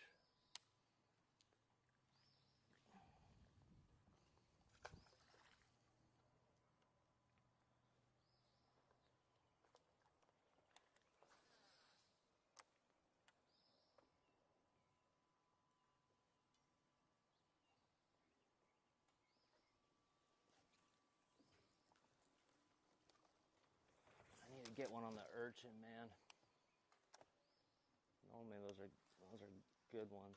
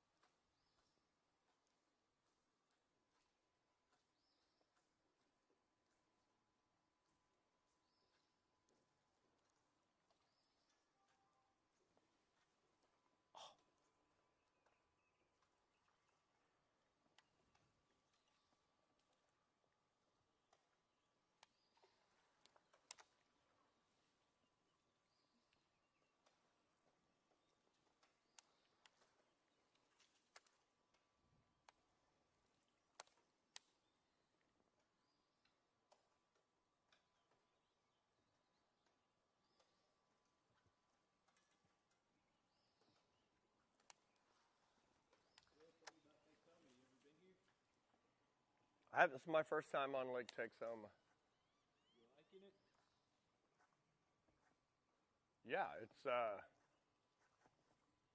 gives you a lot to choose from with the rivers coming in and different colors of water and depths of water, and this is the most I've ever seen come off of docks like this. So it's a new deal for me. I've never been to a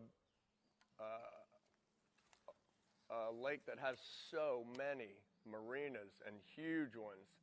And deep docks, dude. Yeah, 17, 18 feet on some of these. So I'm learning a lot.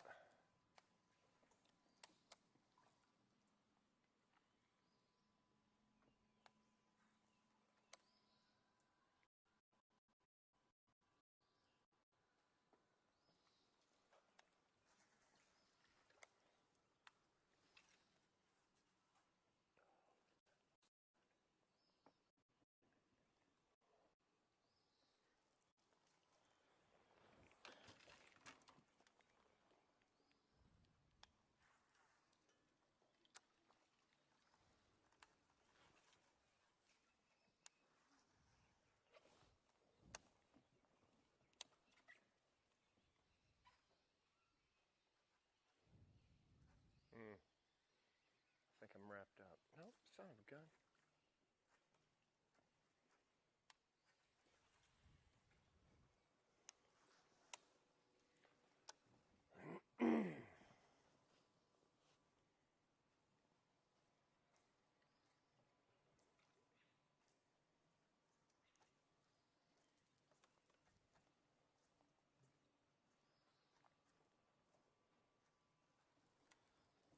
I'm just following the urchin.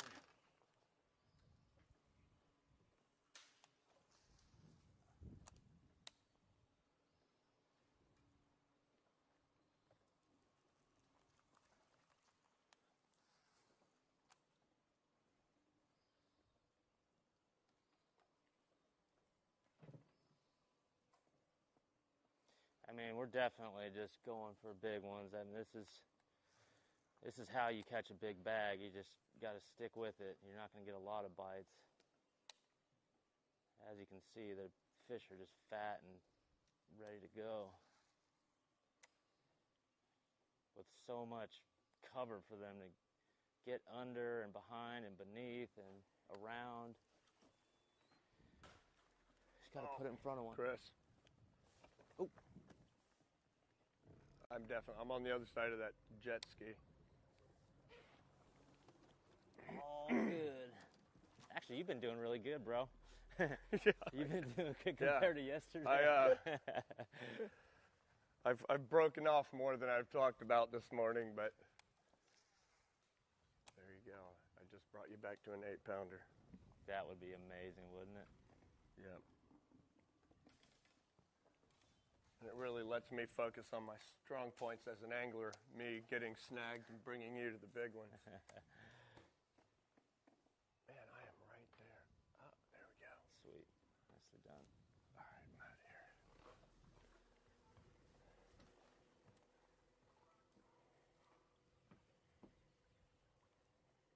are you thinking? Thinking not all docks are the same. Like these ones have a bunch of floating lifts on them. These are big giant bays, and it seems like they like the giant bays better, but we'll test these out now. This is how this sets up, right? All these big pre-spawners hang out, eat bluegill, eat shad out in these docks. When they want to go spawn, they'll slide up here and spawn. Yesterday we saw some spawners all along this, but they were just small males. So you ask yourself, where are all the big females? And the answer's right in front of you, literally. It's, these docks.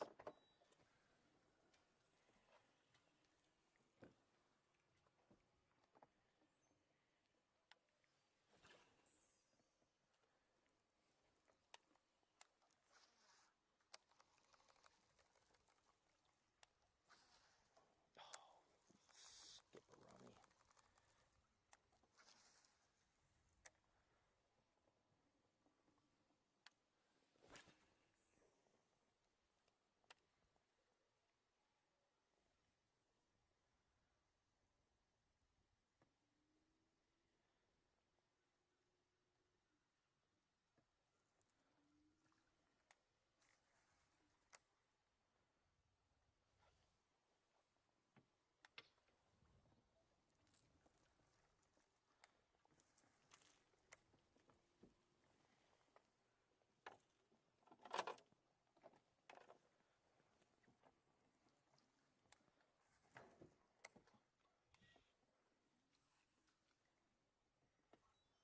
These are the toughest docks to skip. These ones when they're just the tightest spaces and there's floats and joints and hydraulics and all kinds of stuff everywhere.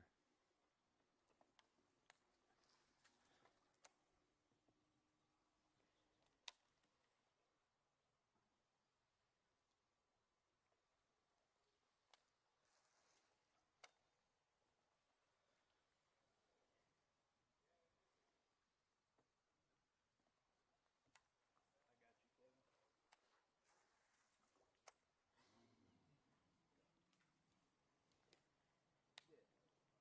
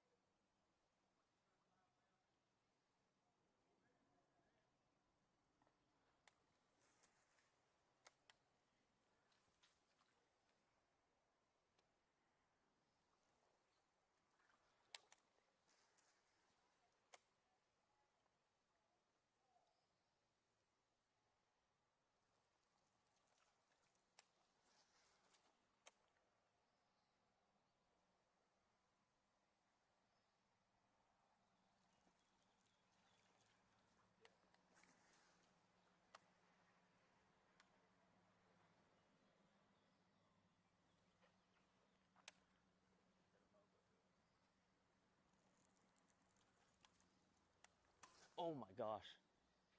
You all right? You're good, yeah.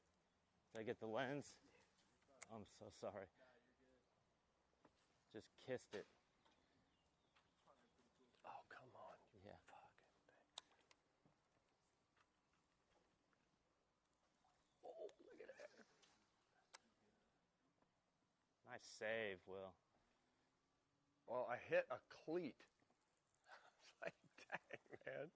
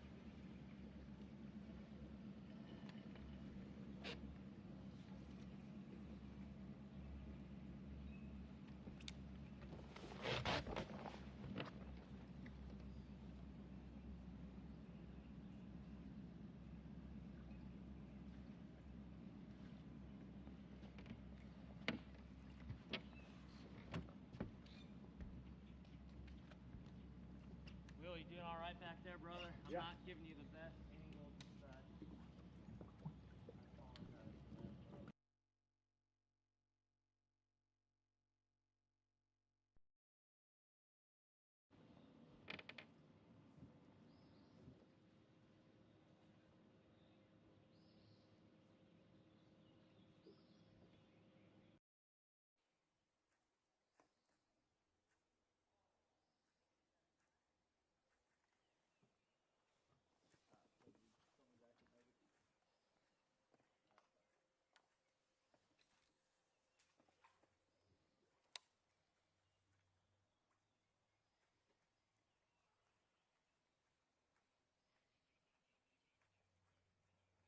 Gosh, those are some absolute horses.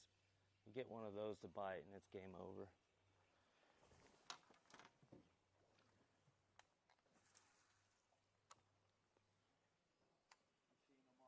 Yeah, like big ones, really big ones, like over 5-pounders. They're just Right here? Yeah, they're just following that. They've been out off. There's these. These are the best docks, the ones that have the cross members down below.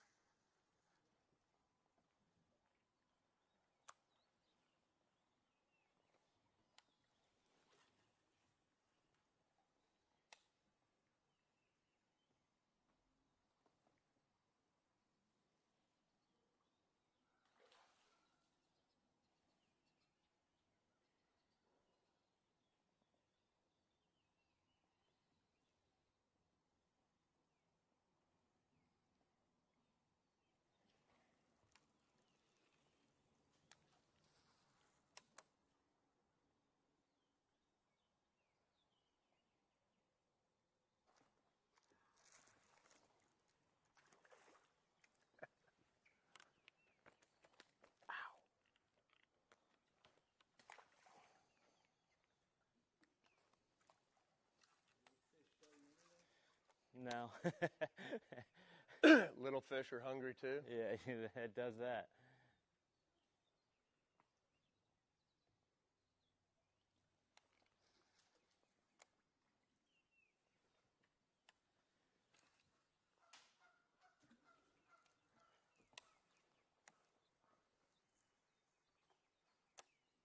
Tells me that bass are confident fish.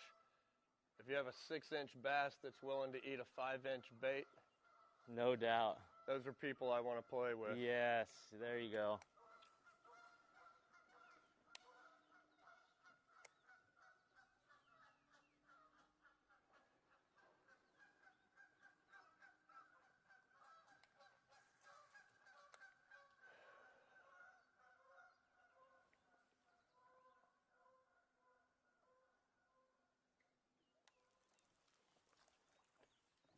So kind of tell me about the whole live legendary thing and how this whole thing kind of came about and all that. Well, we didn't want to be defined by a single act of heroics or valor or whatever in our life. And so we decided amongst ourselves that this would be a lifestyle. And so, yeah, this all started really September 12th when America woke up and started living as a unified nation again. Yeah. Why? Because we were under attack and persecution from terrorists. So we deployed to Afghanistan as our America's response to that attack.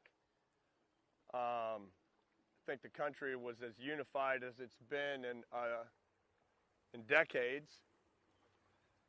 So after we came back, we said, okay, this isn't who we are. We're not a one pony show, and so we challenged ourselves to live legendary lives, to continue to do and to give back and to serve. So, you know, we have reenacted the parachute assaults during Operation Overlord in Normandy, France. We went back for the 75th and for the 80th, and we'll probably be there for the 82nd as well. And then, you know, we've gone and dove the Gulf of Saipan to bring back some of the fallen warriors of the Doolittle Raiders campaign. Again, World War II, America's response to Japan's attack on Pearl Harbor. A suicide mission where guys went in knowing that they would not return and still went because of the call of duty and service to their country.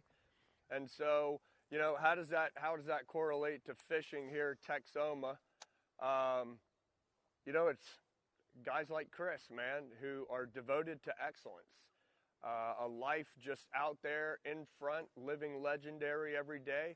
And so we thought it would be great as we look for ways to partner with Bass Pro to have this Live Legendary tour where these greats, these masters of the bass fishing world, the realm, you know, Justin Cooper, Rick Kunn, and then here, oh, sorry, I thought we were getting bites. Yeah. And then here with Chris, it's just living that lifestyle, constantly challenging yourself, do something new.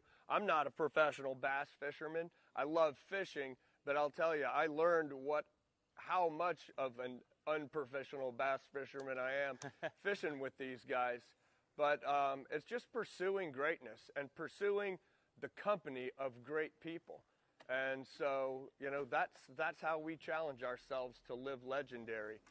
Is you surround yourself with good people, people who determine to win and pursue excellence, and that's what we're doing. And so this is one way of getting our brand, Horse Soldier Bourbon, out into the American public. You know, we're outdoorsmen. We love the beauty and creation of our country and getting out there and sharing the great outdoors with other Americans and sharing, you know, the world's greatest bourbon with each other. Excellent job, dude. That was awesome. Yeah. Excellent job. A little drawn out at the end there. Dude, that's great. That is awesome, dude. Can't be clever I all got the time. chills listening to that. Get out of honestly. here. It's because you were taking your bibs off. No, dude. That's awesome, man. Tell me how legendary this is to fish with a guy like this. Oh, dude. Hey, listen. This guy is my new idol. Will Summers. Hey, listen, I always wanted to be law enforcement or military. My old man was Army. Grandfather was Navy. At 19, 20 years old, I won a bass boat, so I went down that path. Glad I did, but dude, the amount of respect I have for that man right there behind me, just off the charts, dude. I mean, he told me some of his stories, and I'd love to hear more in the future, but just an absolute bad A. I mean, just awesome human being, and you know, all those who serve, you know, we owe them. We absolutely owe them just about everything. I mean, to be able to bass fish for a living, like fishing for a living in competition, only possible because of guys like Will, you know? I mean, no other country in the world can you say, oh yeah, I catch bass, throw them on a scale and get paid for it. It's those freedoms that these men and women protect, and it's just awesome, man. It really is. Well, we appreciate the opportunity, man. Thanks for paying your taxes. Yeah. Couldn't have done it without you. Oh, man.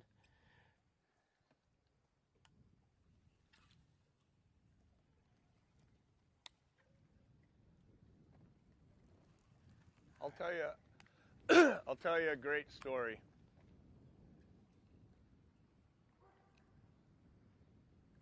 So, you know, everybody has these defining moments. Uh-oh, come on. I don't want to distract from fishing. You're fine, dude. I missed 1,000% there. Let's hear the story. All right. So, not an experienced horseman, really not a horseman at all. We get into Afghanistan and immediately within the hour, we're mounted up on Afghan war horses, and we're not going for a ride. We're headed to the front lines of the battle. And pretty quickly, I realized that the horses and myself didn't get along very well. I just didn't have good cohesion with the horse I was on. It's a big white and gray stallion. Fantastic animal, but not my kind of deal. And he was very, very free-spirited. And I remember one time, I couldn't get the horse to do what I wanted it to. And I asked the owner, I said, man, have you trained this horse? And he said, yeah, it's trained to run into the sounds of gunfire and explosions. Gosh, dude. And I was like, well, okay, I stand to be corrected. This is a very well-trained horse. Have you trained it to go left or right or to stop? And he said, no, we're not there yet. So I said, okay. Well, when we would be pursuing Taliban and Al-Qaeda, we would fight until they would run until the battle was over, and then we'd pursue them to the next ridge line or the next village. Right.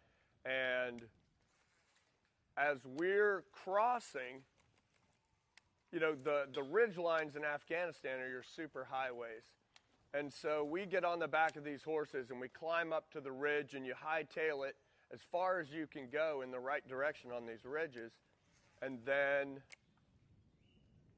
you have to come down. Now, coming down a ridge is the dangerous part. These horses are great climbers, but, you just can't stroll down the side. So thousands of feet to the bottom of this thing, and what we would do is form a switchback. And so that's where, you're zigzagging back down the side. And we had some experienced riders that we kept up front, and they would begin to form that switchback, and then we would all come down.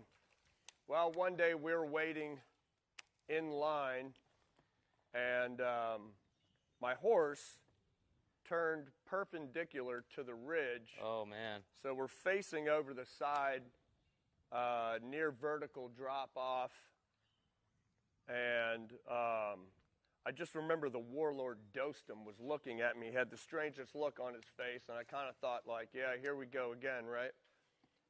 And as we're waiting, my horse dives off the side of this cliff. Wow. And I think, man, that's it, I've been telling guys for weeks now, this thing is going to kill me. This is one of those times that I didn't want to end up being right. But as we start coming down, and I just think, we've had it, At this point, he jumps off the side, and we're 20, 25 feet off the ground. And I think that there's just no way to survive this thing. And, in those times, I think you reach out to your source of strength, man. I prayed to God. I was just like, what are we going to do here? I was certain that I was dead. And just in the clearest of voice, I heard God say, the man from Snowy River. And I don't know if you're familiar with that movie or that story. The shatter all over this guy. But this guy rode his horse down a very steep embankment, and that just reminded me of maybe the posture and the positioning I should be in. So as we hit, this horse just slams into the ground. I mean, legs buckling, head and neck fold and hit the ground. My feet hit the ground from being in stirrups. Chin, slams into my, it almost knocks me out. But I got into this position, and we start going down this hill. It's not pretty. We're not, galloping, and Right. the horse is stumbling and tripping, and we're bouncing off a rock and shale and getting torn up pretty bad. But eventually, we made really defying the odds, and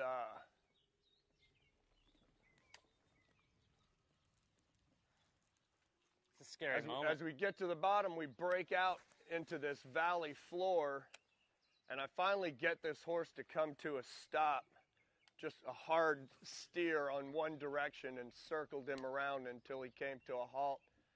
And he's stomping and, going around in circles and seriously pissed off. And about 30 minutes later, the main body of fighters starts coming off the mountain. Oh, man. And I'm thinking, man, I've done it again. And then the general comes by, and this is a big, ethnic Uzbek, and he says something to me in this guttural Uzbek language. And I said, okay, I'm trying to think of something. I've got about 100 words in Uzbek and Farsi, and this won't happen again wasn't 3 of them. Wow. But so he walks off, and the interpreter says, man, did you catch that? So I'm like, well, no, that's why we have interpreters. What did he say? And he said, the general said, surely you're the finest horseman in all Afghanistan. Wow. And the ironic thing was they thought I did it on purpose. Like, hey, bud, this is how you get down. If you're chasing the enemy, this is how you do it. Straight for the throat. Wasn't the case. Wow, you were just trying to hang on. Yeah, and so from that point forward, I got the esteemed title of the finest horseman in all Afghanistan. Dude, that's awesome. Nowhere close to the truth, but that's how legends are born, right? Wow. That is wild. Could only imagine. I'll try and stay out of your way on You're that. fine. Oh. I can.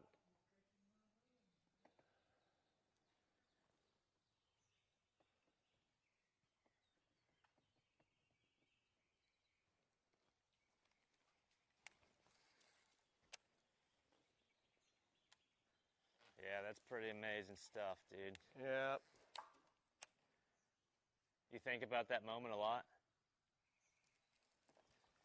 No, not really. Yeah.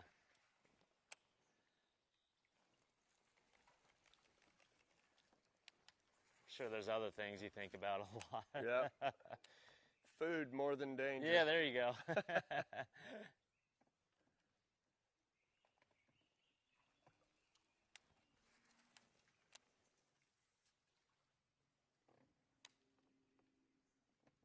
All right, we got to catch one here. Time is it? How you feeling? It's 8:44. Got plenty of time. We're fishing for big ones, obviously. I mean, especially in the morning hours when the shad are up and rubbing up against these floats. Man, I'm getting a lot of followers with that urchin, and it surprises me they're not committing to it, but I think the reason is because the water got clear, but that's okay. That's where the swim bait really shines, is in that clear water. Got plenty of time. Fishing for big ones. We catch a couple 5s, and it's a done deal. I saw some that looked like 5-pounders on scope there following me out. Just got to stick with it.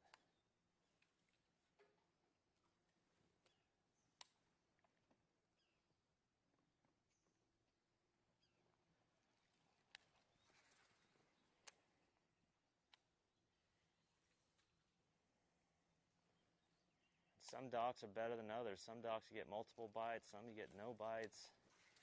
Just got to keep rolling with it. Yeah,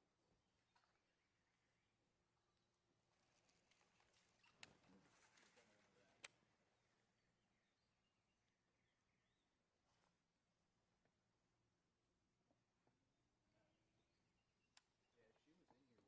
I got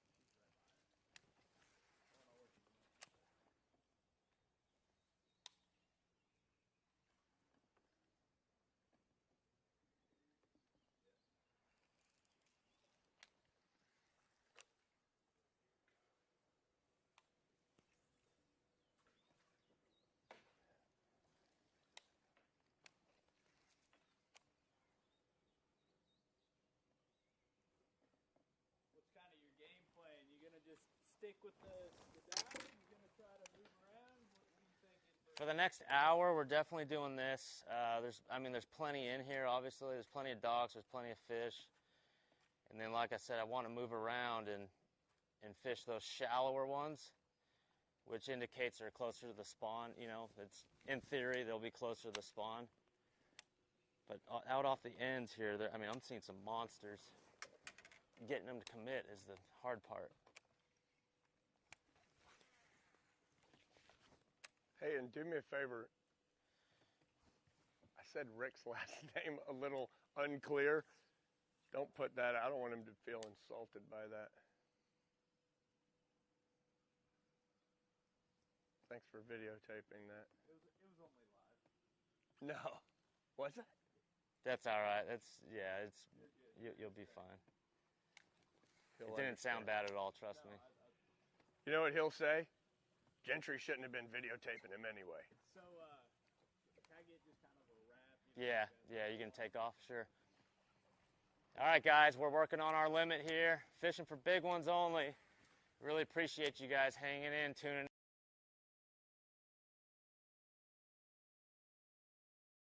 So, thank you guys so much. Hope you guys have a good day. And we're doing the comment thing. You guys comment down below on what you guys think we're going to end up weighing. Because I know my partner, Will Summers, absolute trooper, literally. He's going to end up catching the big one today. So let us know how big you think the big one's going to be today. Thank you, guys.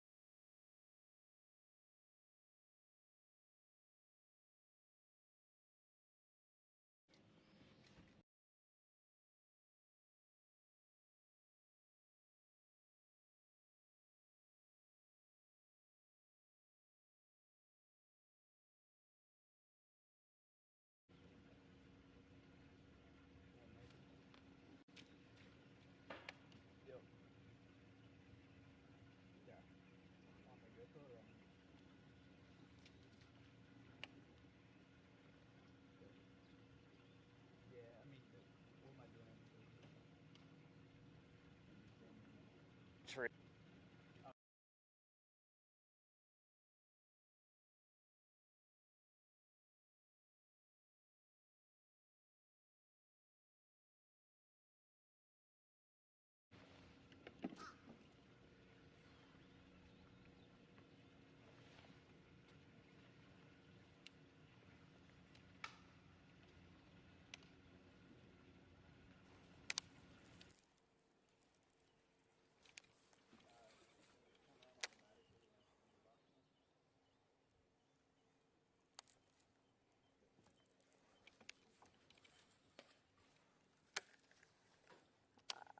Scary dog.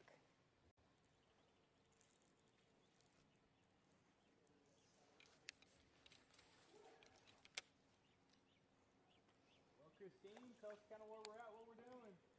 Hey guys, good morning. We are on Lake Texoma for the 3rd Texas Team Trail. This is an awesome lake. I've never been here before, but G's fished it in kayak tournaments a couple times. So we are hoping our main goal, I think all we have to do is catch a couple fish and we should be pretty secured for the championship because we don't get to fish Ray Roberts. That was kind of our goal. We've got 4 in the box. We've lost a couple good ones and we're having a good time just fishing how we like to fish right now.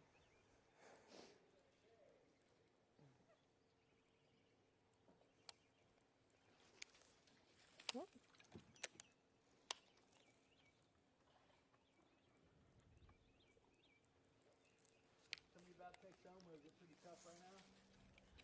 I don't know. It seems like it's still pretty early. We definitely have had little sections of docks here that we've had some flurries on. We said we missed our 2 biggest fish on one set of docks. Morning bite was pretty slow for us. I caught a short right off the bat, but I mean, I don't know. From what I know nothing about this lake, so G might be a good one to chip in on that. He's fished here a handful of times. Yeah, it's kind of hard to tell. I mean, we didn't practice at all. I haven't fished here in about 2.5 years, but you know, I've had a little bit of success here in the past, kind of doing what we're doing, and I figured it's kind of a pattern that you hear about pretty often, but nonetheless, it's honestly, it's so hard for me to tell you. You know, we've got some small ones right now, and we really need to cull, so I'm certainly not going to sit here and tell you that it's been on fire for us, but doing what we're doing, I mean, you're liable to catch a giant anytime, and that'll turn your day around so quick. So we'll see what happens. Woo.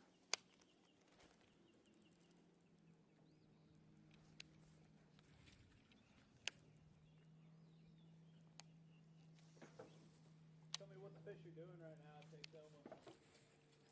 Well, I would imagine that right now, the majority of the fish are just starting to get post-spawn. There's still plenty of fish spawning, I'm sure, plenty. But we had such an early spring that they started way earlier than they typically would out here. But I would imagine the majority of them are post-spawn, and just, you know, I was kind of hoping we would see a shad spawn this morning and there'd be fish pounding shad, but we just didn't see that. I'm sure some other guys somewhere else in the lake got into that, and it was a really hot morning for them. But right now we're just trying to catch some resident fish that are just suspended under these slips. But I'm sure with, you know, kind of the post-spawn thing going on, a lot of guys are starting to catch them more offshore and around those schools of bait that just float out there. So I'm sure there's going to be some really big bags getting caught that way. Yeah, you can tell we have all of our graphs off because my boat, I didn't get to plug it in until about 11:30 last night, and it was completely dead after the open. So we're trying to conserve as much battery as we can, and there are no graphs on because I had it die on me yesterday when I was fishing.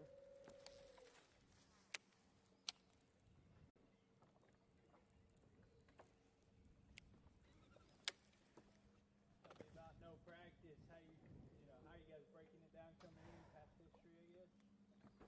Pretty much past history for me.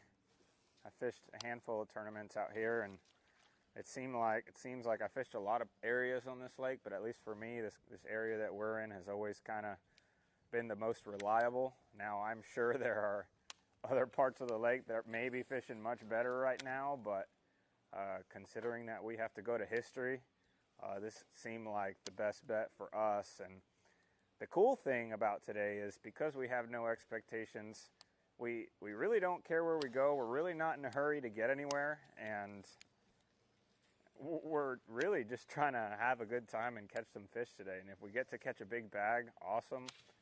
But if we don't, it really doesn't matter. We didn't get to practice. We're just going to do the best we can and get qualified for that championship, because that's what we are super amped about, the championship on Palestine.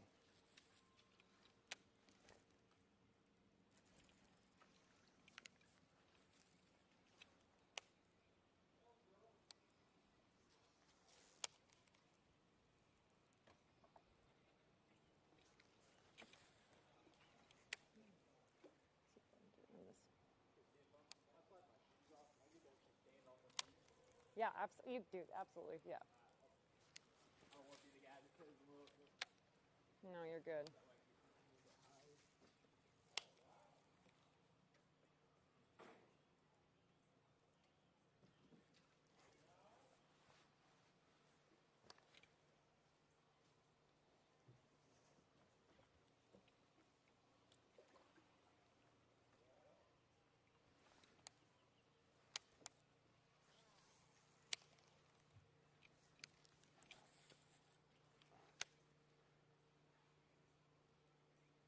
I should have gotten one of those two little slits right there, babe. Maybe we can get one of those.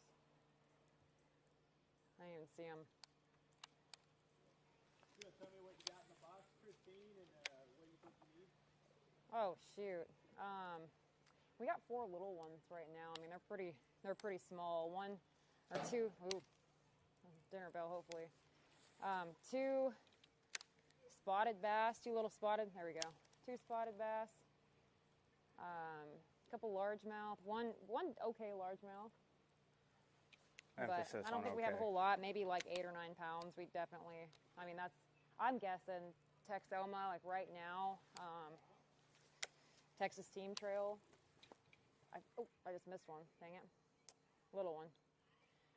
It's going to take 17 pounds to cut a check. I think that's a fair assessment. I think so too. Maybe This one back 15. there.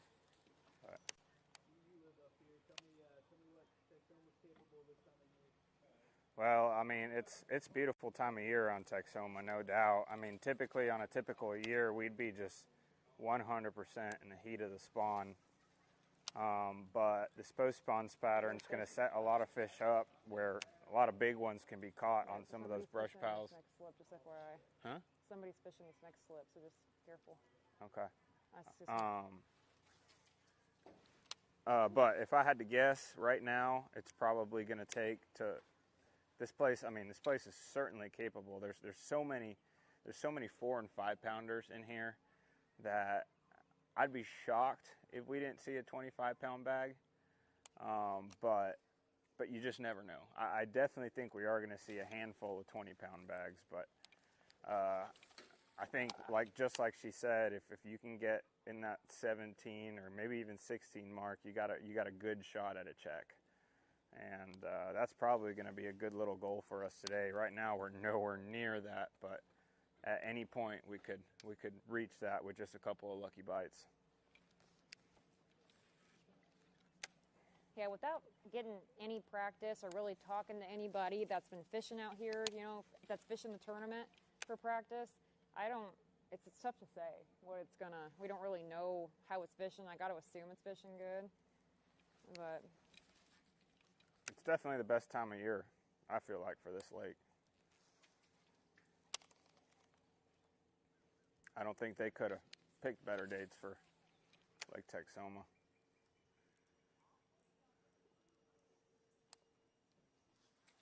oop, I got under there. There's hardly any room. I didn't get in that pontoon though.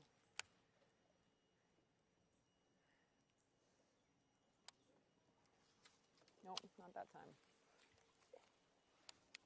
Oh, that's why. There we go. Get bit. Be a 4-pounder. And we haven't got a fish here in a minute now. Yeah, it's been pretty slow the last. Maybe Gentry will be good luck for us again. About past hour. Ugh. You wonder if it's gonna get tougher during as the day goes on, or do you think it's gonna get better? I feel like there's always an afternoon flurry. I think we're in that kind of mid-morning lull, but yeah, that's what it feels I like. do believe that here in the, what time is it? It's probably, I don't even know, but let's just say around 11:30, it's probably going to pick up quite a bit for the rest of the day, I would think. And then the last little bit of the day is probably something we can look forward to, I'm hoping. We got on the later flight, which is going to help us a little bit. I'm gonna roll on it right there. It's like a probably 3-pounder. See if I'll hit it again.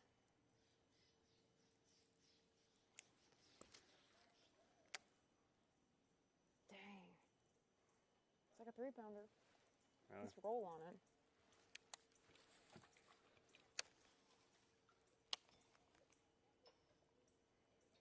Has that been a common theme today? So far, yeah. Our big fish have been just getting just the tail end of it, What are you throwing? Just little swim baits. We're switching it up between 5 and 6 inches. I'm throwing a smaller one right now, and G's throwing a belly-weighted 6-inch swim bait.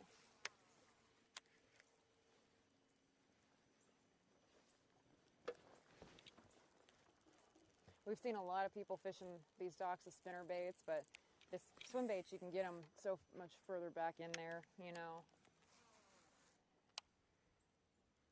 it's just something different.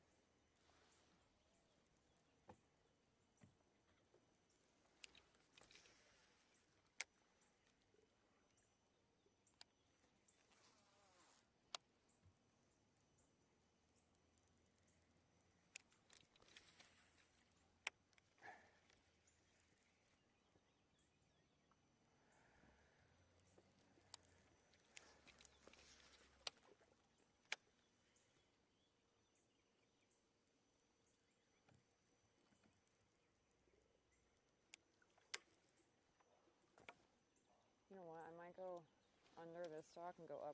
Well, I'm trying to think we need to be. I think we should just keep doing it how we're doing it. Well, I was just saying this angle's tough for us, isn't it? Or it's just a good angle for us? No, that's the good angle. Okay. I can't think right now. At all.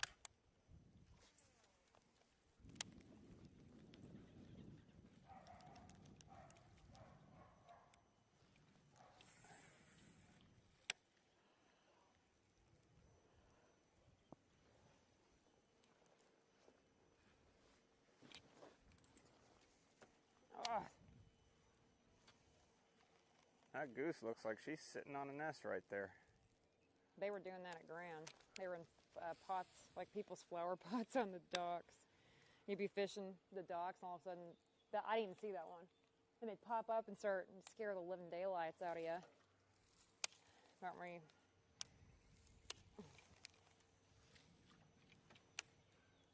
About ready to make me a ribeye of the sky.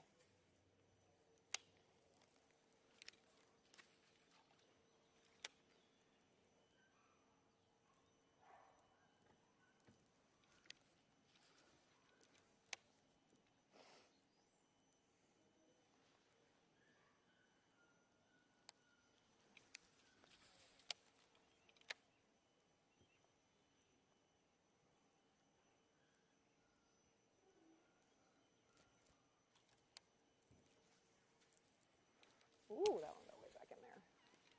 Get bit. Get bit.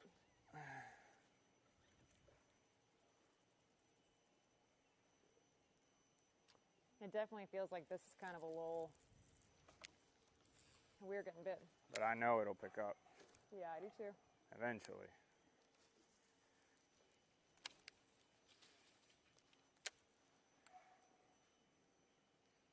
Is that a, oh, it's a gar. Okay. I was like, dang. Might be a really nice one right there. It's a gar. Don't even think about it. Don't even think about it.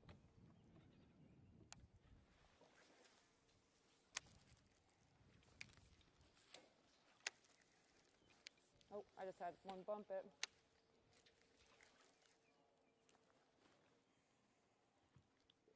Just had one bump it.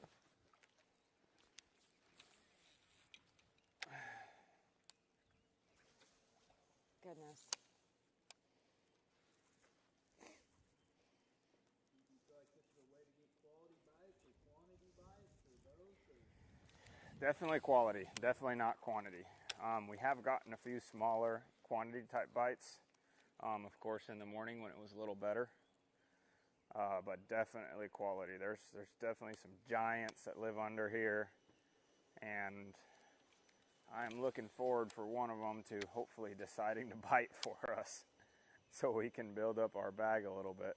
And I do believe it'll happen. I just, with this kind of thing, you got to be so patient, and sometimes that can be tough to do. But Kristine and I have both had a lot of success over the years fishing this way, and it's a way we both feel very comfortable fishing. If we're going to show up somewhere with no practice, might as well fish this way.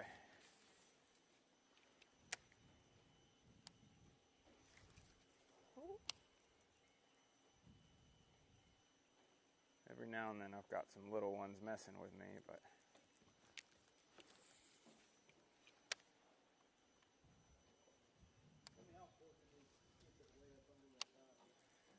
oh man, I mean, oh dadgummit.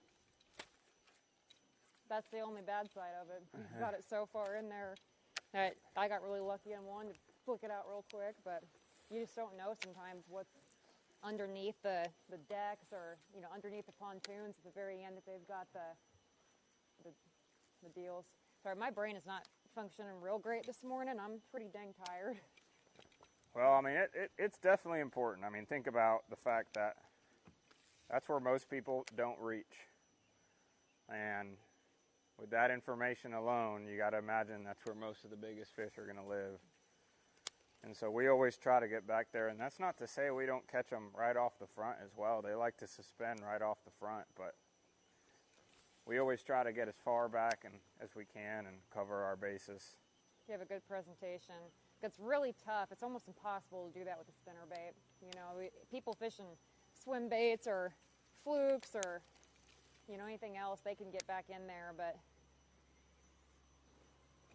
it gives us the edges of the docks where a lot of fish will be, and it also lets us, one of our bigger bites came way back in there this morning. And we missed it. Unfortunately, that fish didn't make it to the boat. But no. But we got bit, and it's always it's like that sometimes. It's always good to get bit.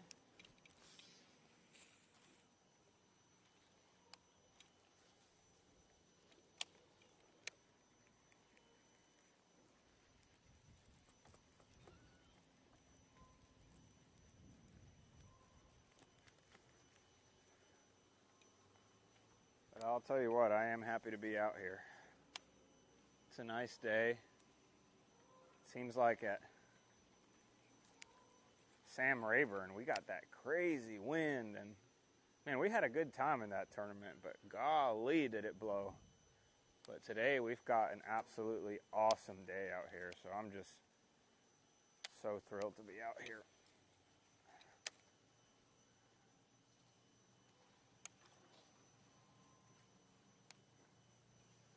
God bless America.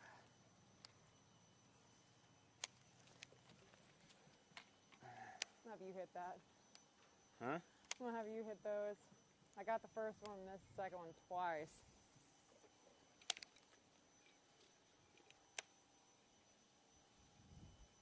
We ran out of a pot of coffee at the cabin this morning, so usually we have a nice thermos we can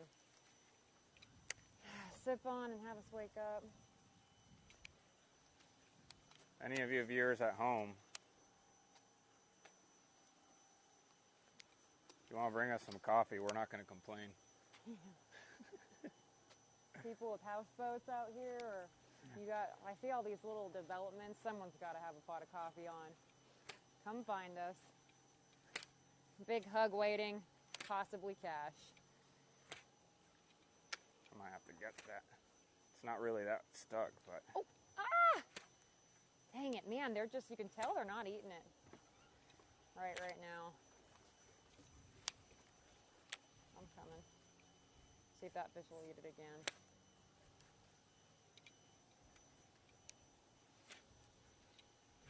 It won't pop off. It won't.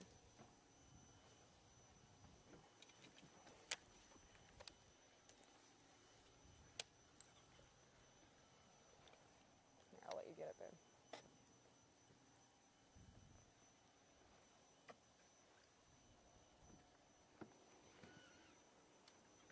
Should now. Should. Just don't want to fall in. You know how clumsy I am. But that would make for good TV now, wouldn't it? If anyone's going to fall in the water, it'll be G&I for sure.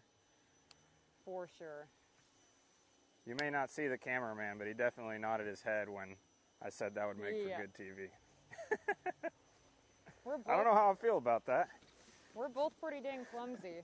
Well, everybody saw our coaling at where was that? Was that Toledo? Toledo. We're better at coaling Way now, better. by We the got way. a system down now because we caught like 40 keepers at Rayburn, and we knew it was flawless. Flawless. And I have been very appreciative of that for my other boat tournaments. You just have to get used to weighing fish. I'm just not used to weighing fish.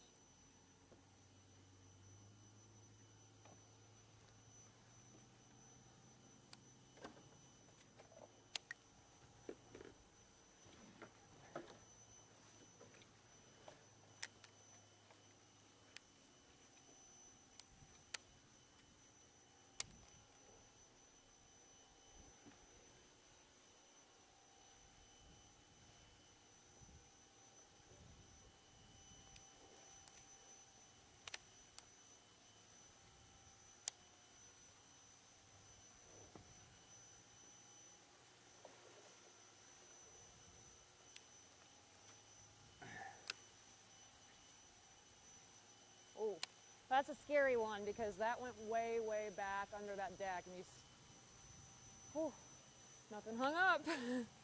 That was lucky.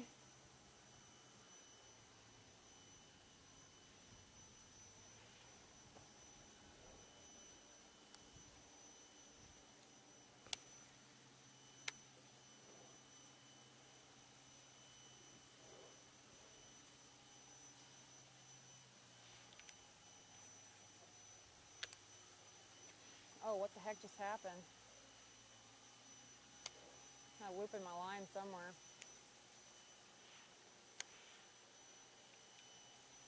I didn't get that in that second one. Oh, that's why my bait split in half. That one's done.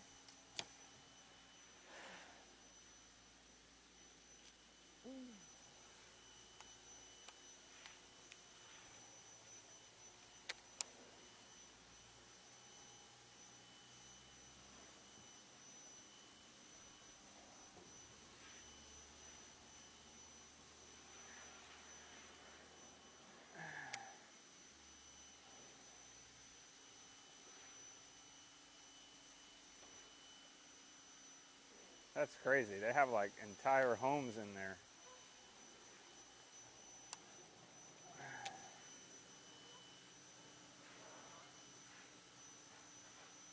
Best believe if I see somebody else there having a coffee, I might ask them if they got a cup.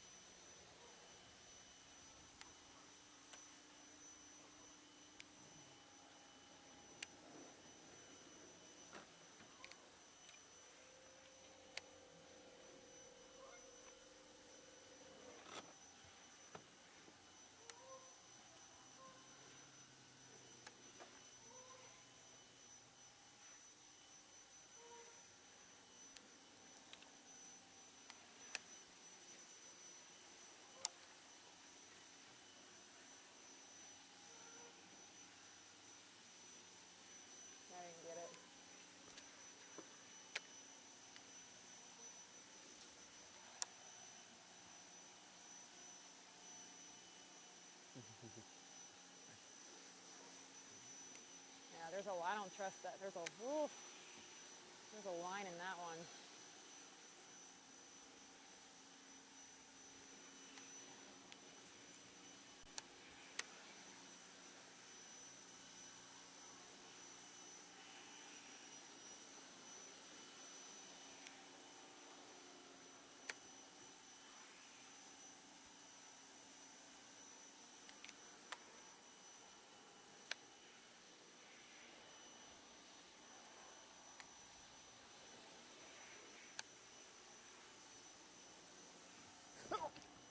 The heck was that? That was a gar. That was a gar. Sorry. Whew. I got you, didn't I? Gentry just saw life flash before his eyes. Gosh, you get abused on here. I smacked you with the chatterbait on the last one. Oh, that was freaking terrible. That was a gar. It just shocked me because it was just a giant flash all at once. Whew.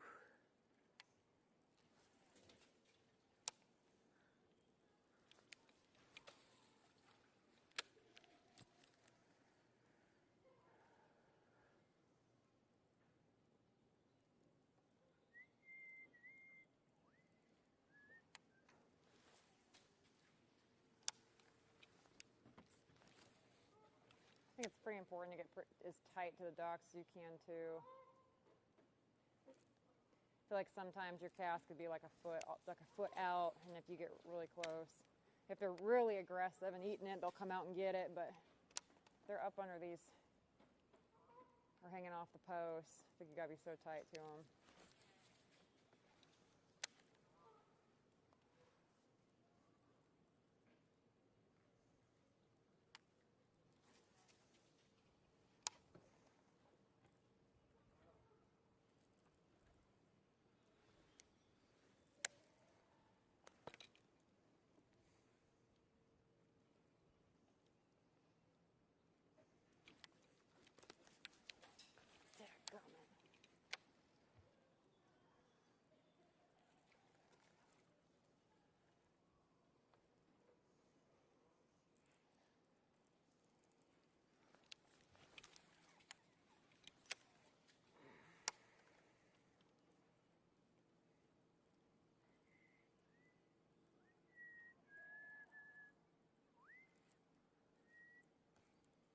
I wonder if we should start running these a little bit deeper. I wonder if we should start running them just a little bit deeper. Mine's getting down. Can you see yours at all, or is it down where you can't see it? I mean, sometimes it gets down to where I can barely see it, but I mean, that's Yeah, pretty well, far down for these suspended fish.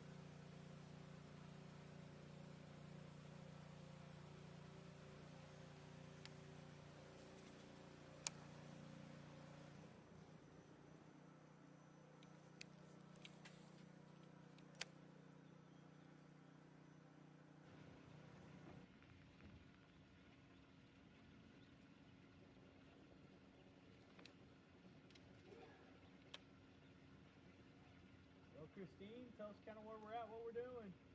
Hey guys, good morning.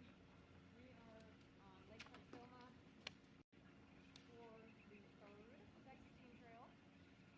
This is an awesome lake. I've never been here before, but Dee's fished it and kayak tournaments a couple times. So we are hoping our main goal, I think all we have to do is catch a couple fish and we should be pretty secured for the championship if we don't get to fish Ray Roberts. That was kind of our goal. We've got 4 in the box. We've lost a couple good ones and we're having a good time fishing how we like to fish right now.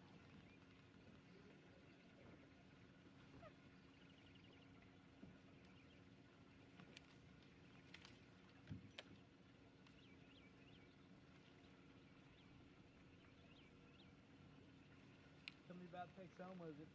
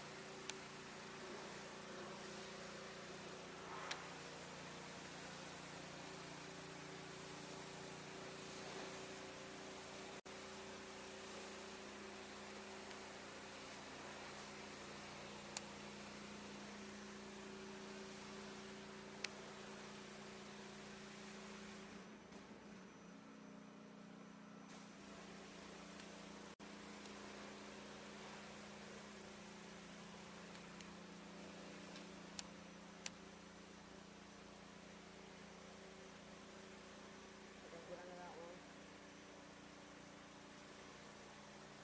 Maybe barely.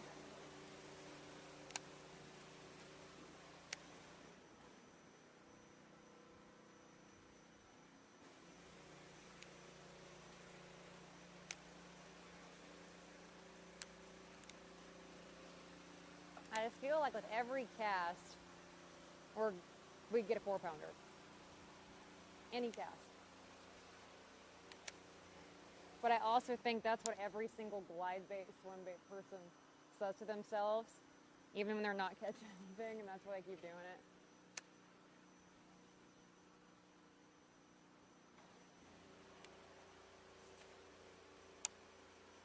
That's not good.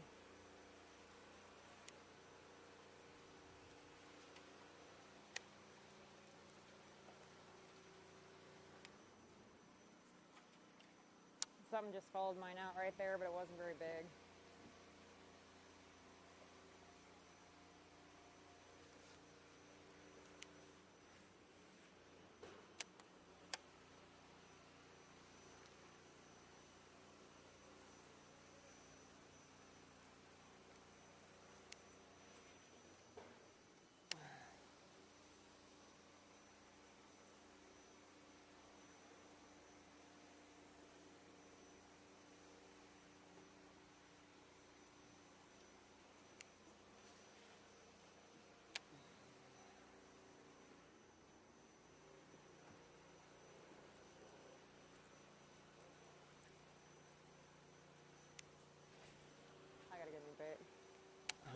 Mine's split in half.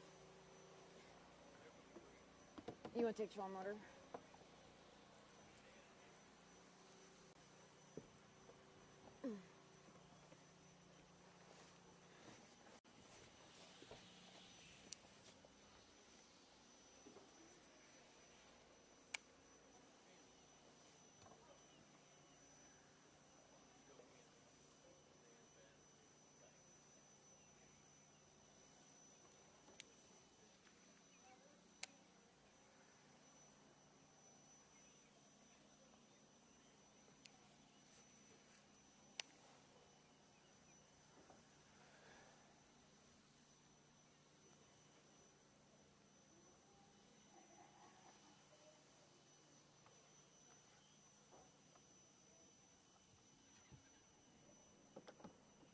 All right.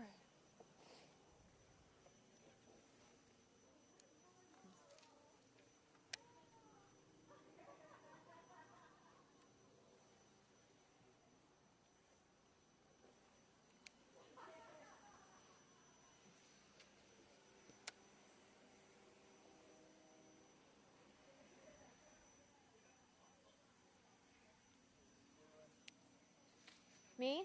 Yeah. Just fixing baits. Mend it.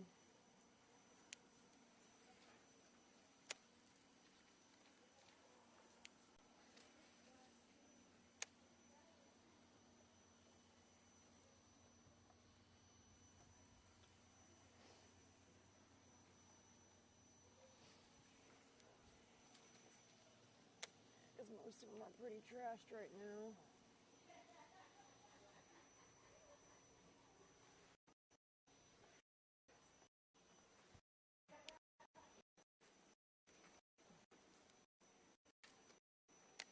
You think they have coffee? I don't know. Oh,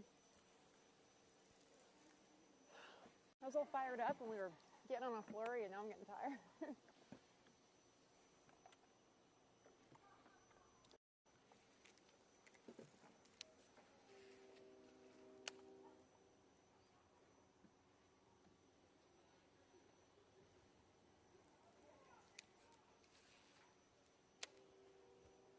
Where's my scissors?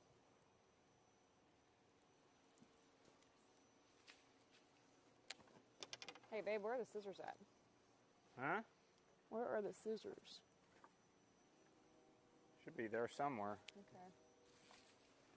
You not see them? Well, I'll look. I'll find them. I don't think I put them in my pocket or anything. Hmm? Did you find them? Yeah.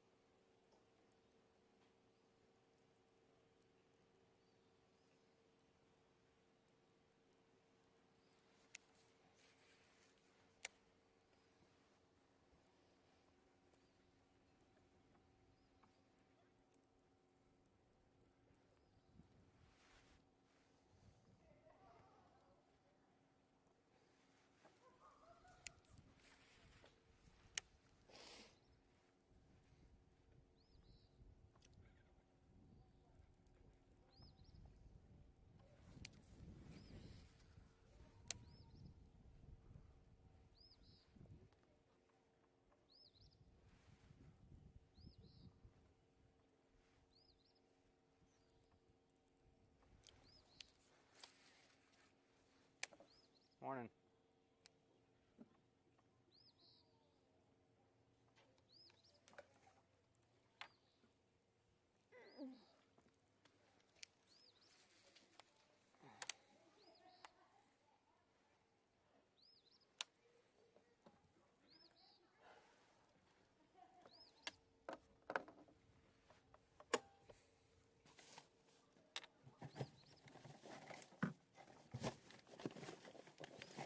I gotta break into the stash. What are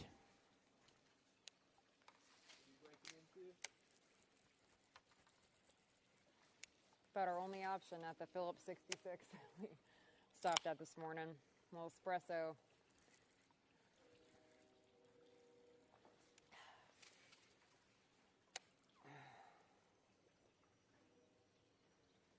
Hopefully in about 15 minutes, I need some energy.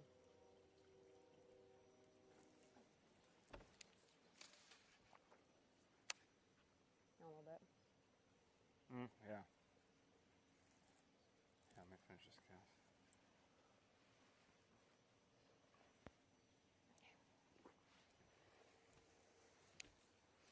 I feel really bad if we don't get a fish for you. We always get fish for you.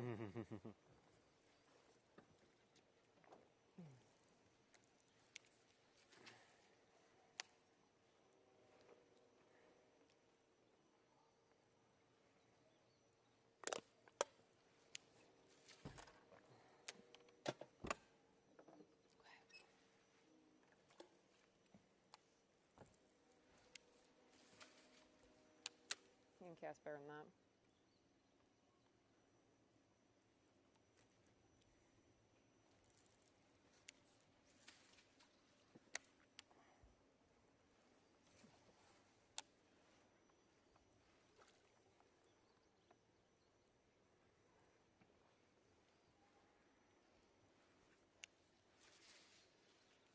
I'm gonna go to the back for a little bit. No, you go to the. I'll go I'm to the good. back. I need to wake up just a little bit. Huh? I need to wake up.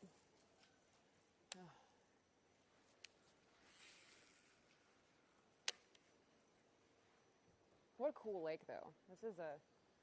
This sets up, honestly, it's a lot like Grand, 10 Killer. A lot of these lakes in this area, it reminds me a lot of it. To me, I'm it's a assuming very down Texas by the dam, 10 it's a killer. lot clearer water, too. But this is my favorite water color right here.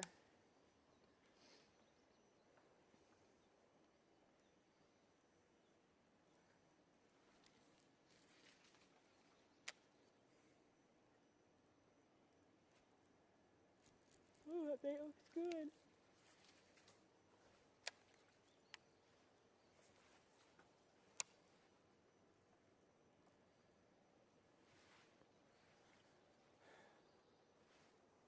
Man, you just know these people freaking throw some ragers. Little tiki bars. They got blow up inflatable palm trees. That's so cool.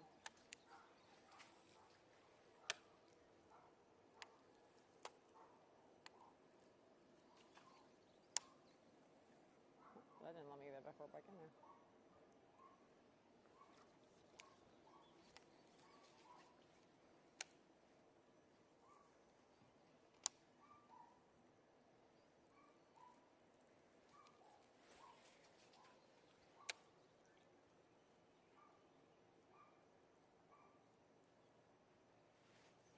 You want to hit those docks again that we got those 2 big bites on? We can. I don't think it was a coincidence that there were 2 good fish. And didn't we catch 1 or 2 there too? Yeah.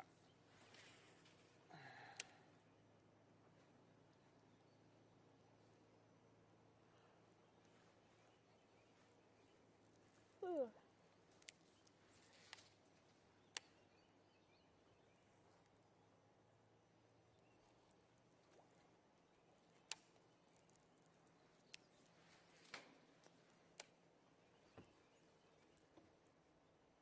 I need you to catch a 5-pounder. That'll wake me up quick. Right.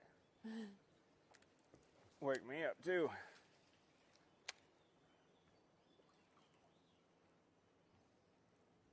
Happen any cast. Huh? Could happen any cast. Oh. And there's that other marina we looked at across the lake from here too. There's tons of them. No. That's what I was thinking.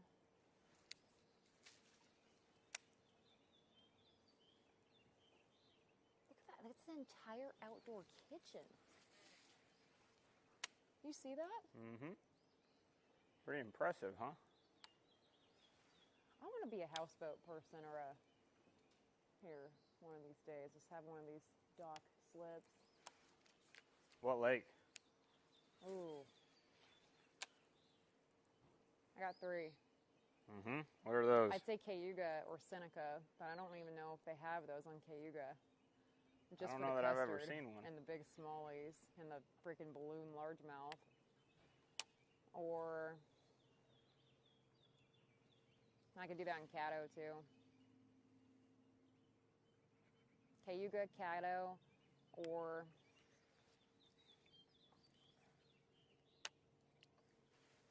oh, probably Champlain. just those 2. Champlain? Yeah, Champlain would be pretty cool. Champlain would be cool. Probably should turn our graphs on.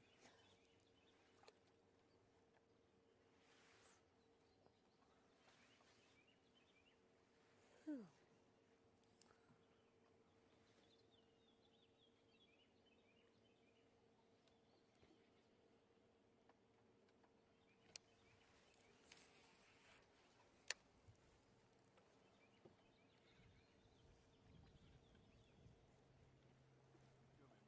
No, you're fine. I think I'm gonna have to get back over here anyway.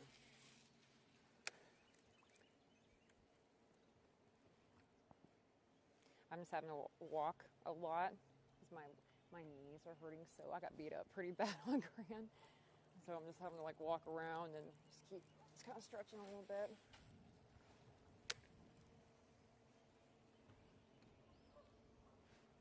I feel like I'm 72 years old right now.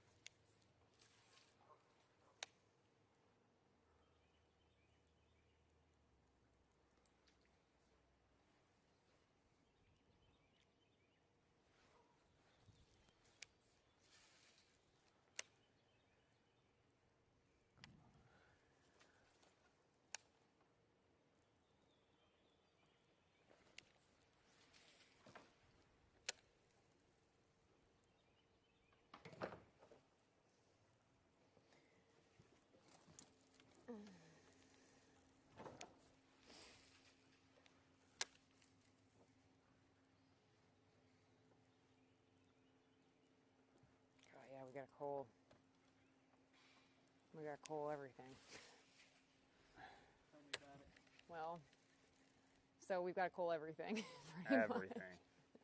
But like I said, I think with just what we have right now, even though it's barely anything, we can make the championship. That was goal number 1.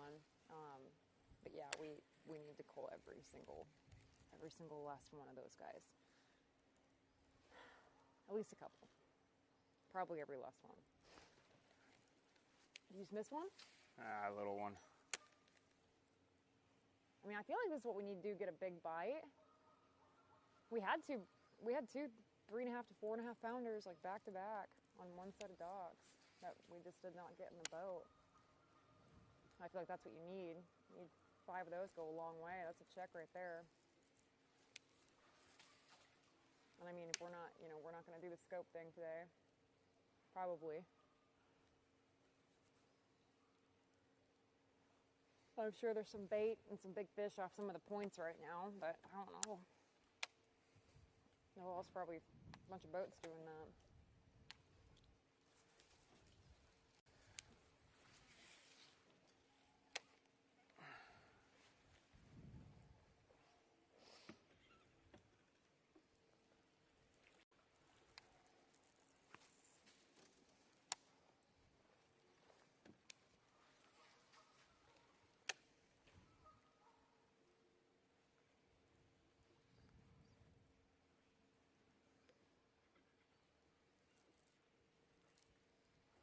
It would be cool to catch a smallmouth, though. I know I've always heard Texoma's got some really good smallmouth fishing, and I love smallmouth fishing.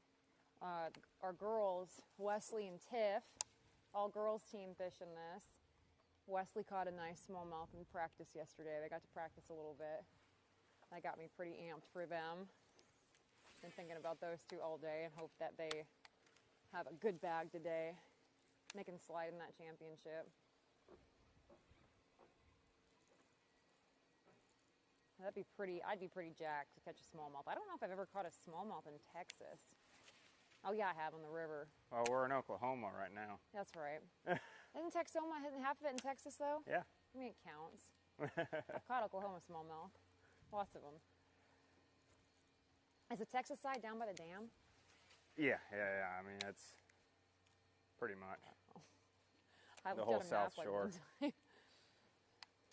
And it's the red. Is it the Red River or the Ouachita? What feeds this again? Both. Both of them. Yeah. Okay. The red and the Ouachita. It's like a turnpike song.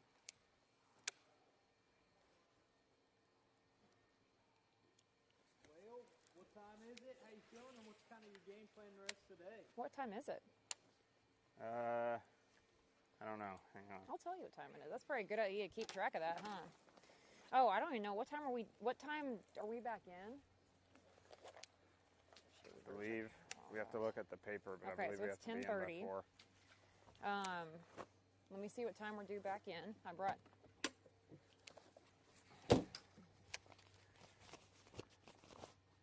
Rear boat 126. So, okay. Once so it'd be 640. First cut. Lines out before we've stopped fishing at 2:45.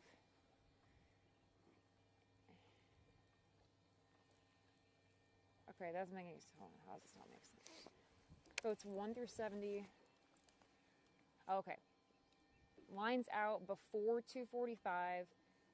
Plus, we have to be checked in, and that parking lot's right up here, right? Yes. Okay, so we have to be checked in by 4. So essentially, we're done fishing at 2:45. So 10. What time did I say it was? 10:30, 11, 12, 1, 2. So we have 4 hours. The way I look at it, we get one big bite an hour, we'll be fine. Right? We just got to start with another big bite first. We got those two just like that. So we know it can happen. Let's get on a little flurry of them. And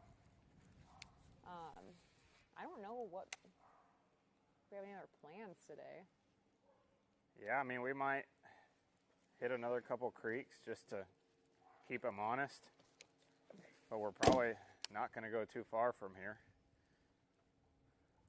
Just because we don't really see too much of a reason to, based on what we know, Yeah. which is nothing. So We really don't know much right now. I feel like if we did get to just have just a couple hours of practice and just,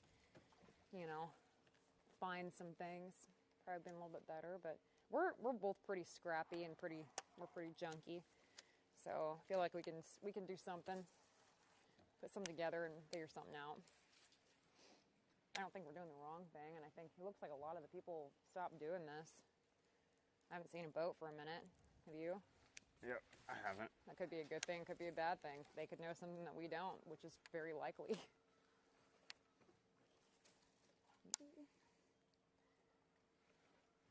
want to tell everyone thanks for tuning in and seeing the weigh in? Yes. As always, thank you guys so much for watching. Sorry we didn't get you a fish this time. We'll not let you down at the championship.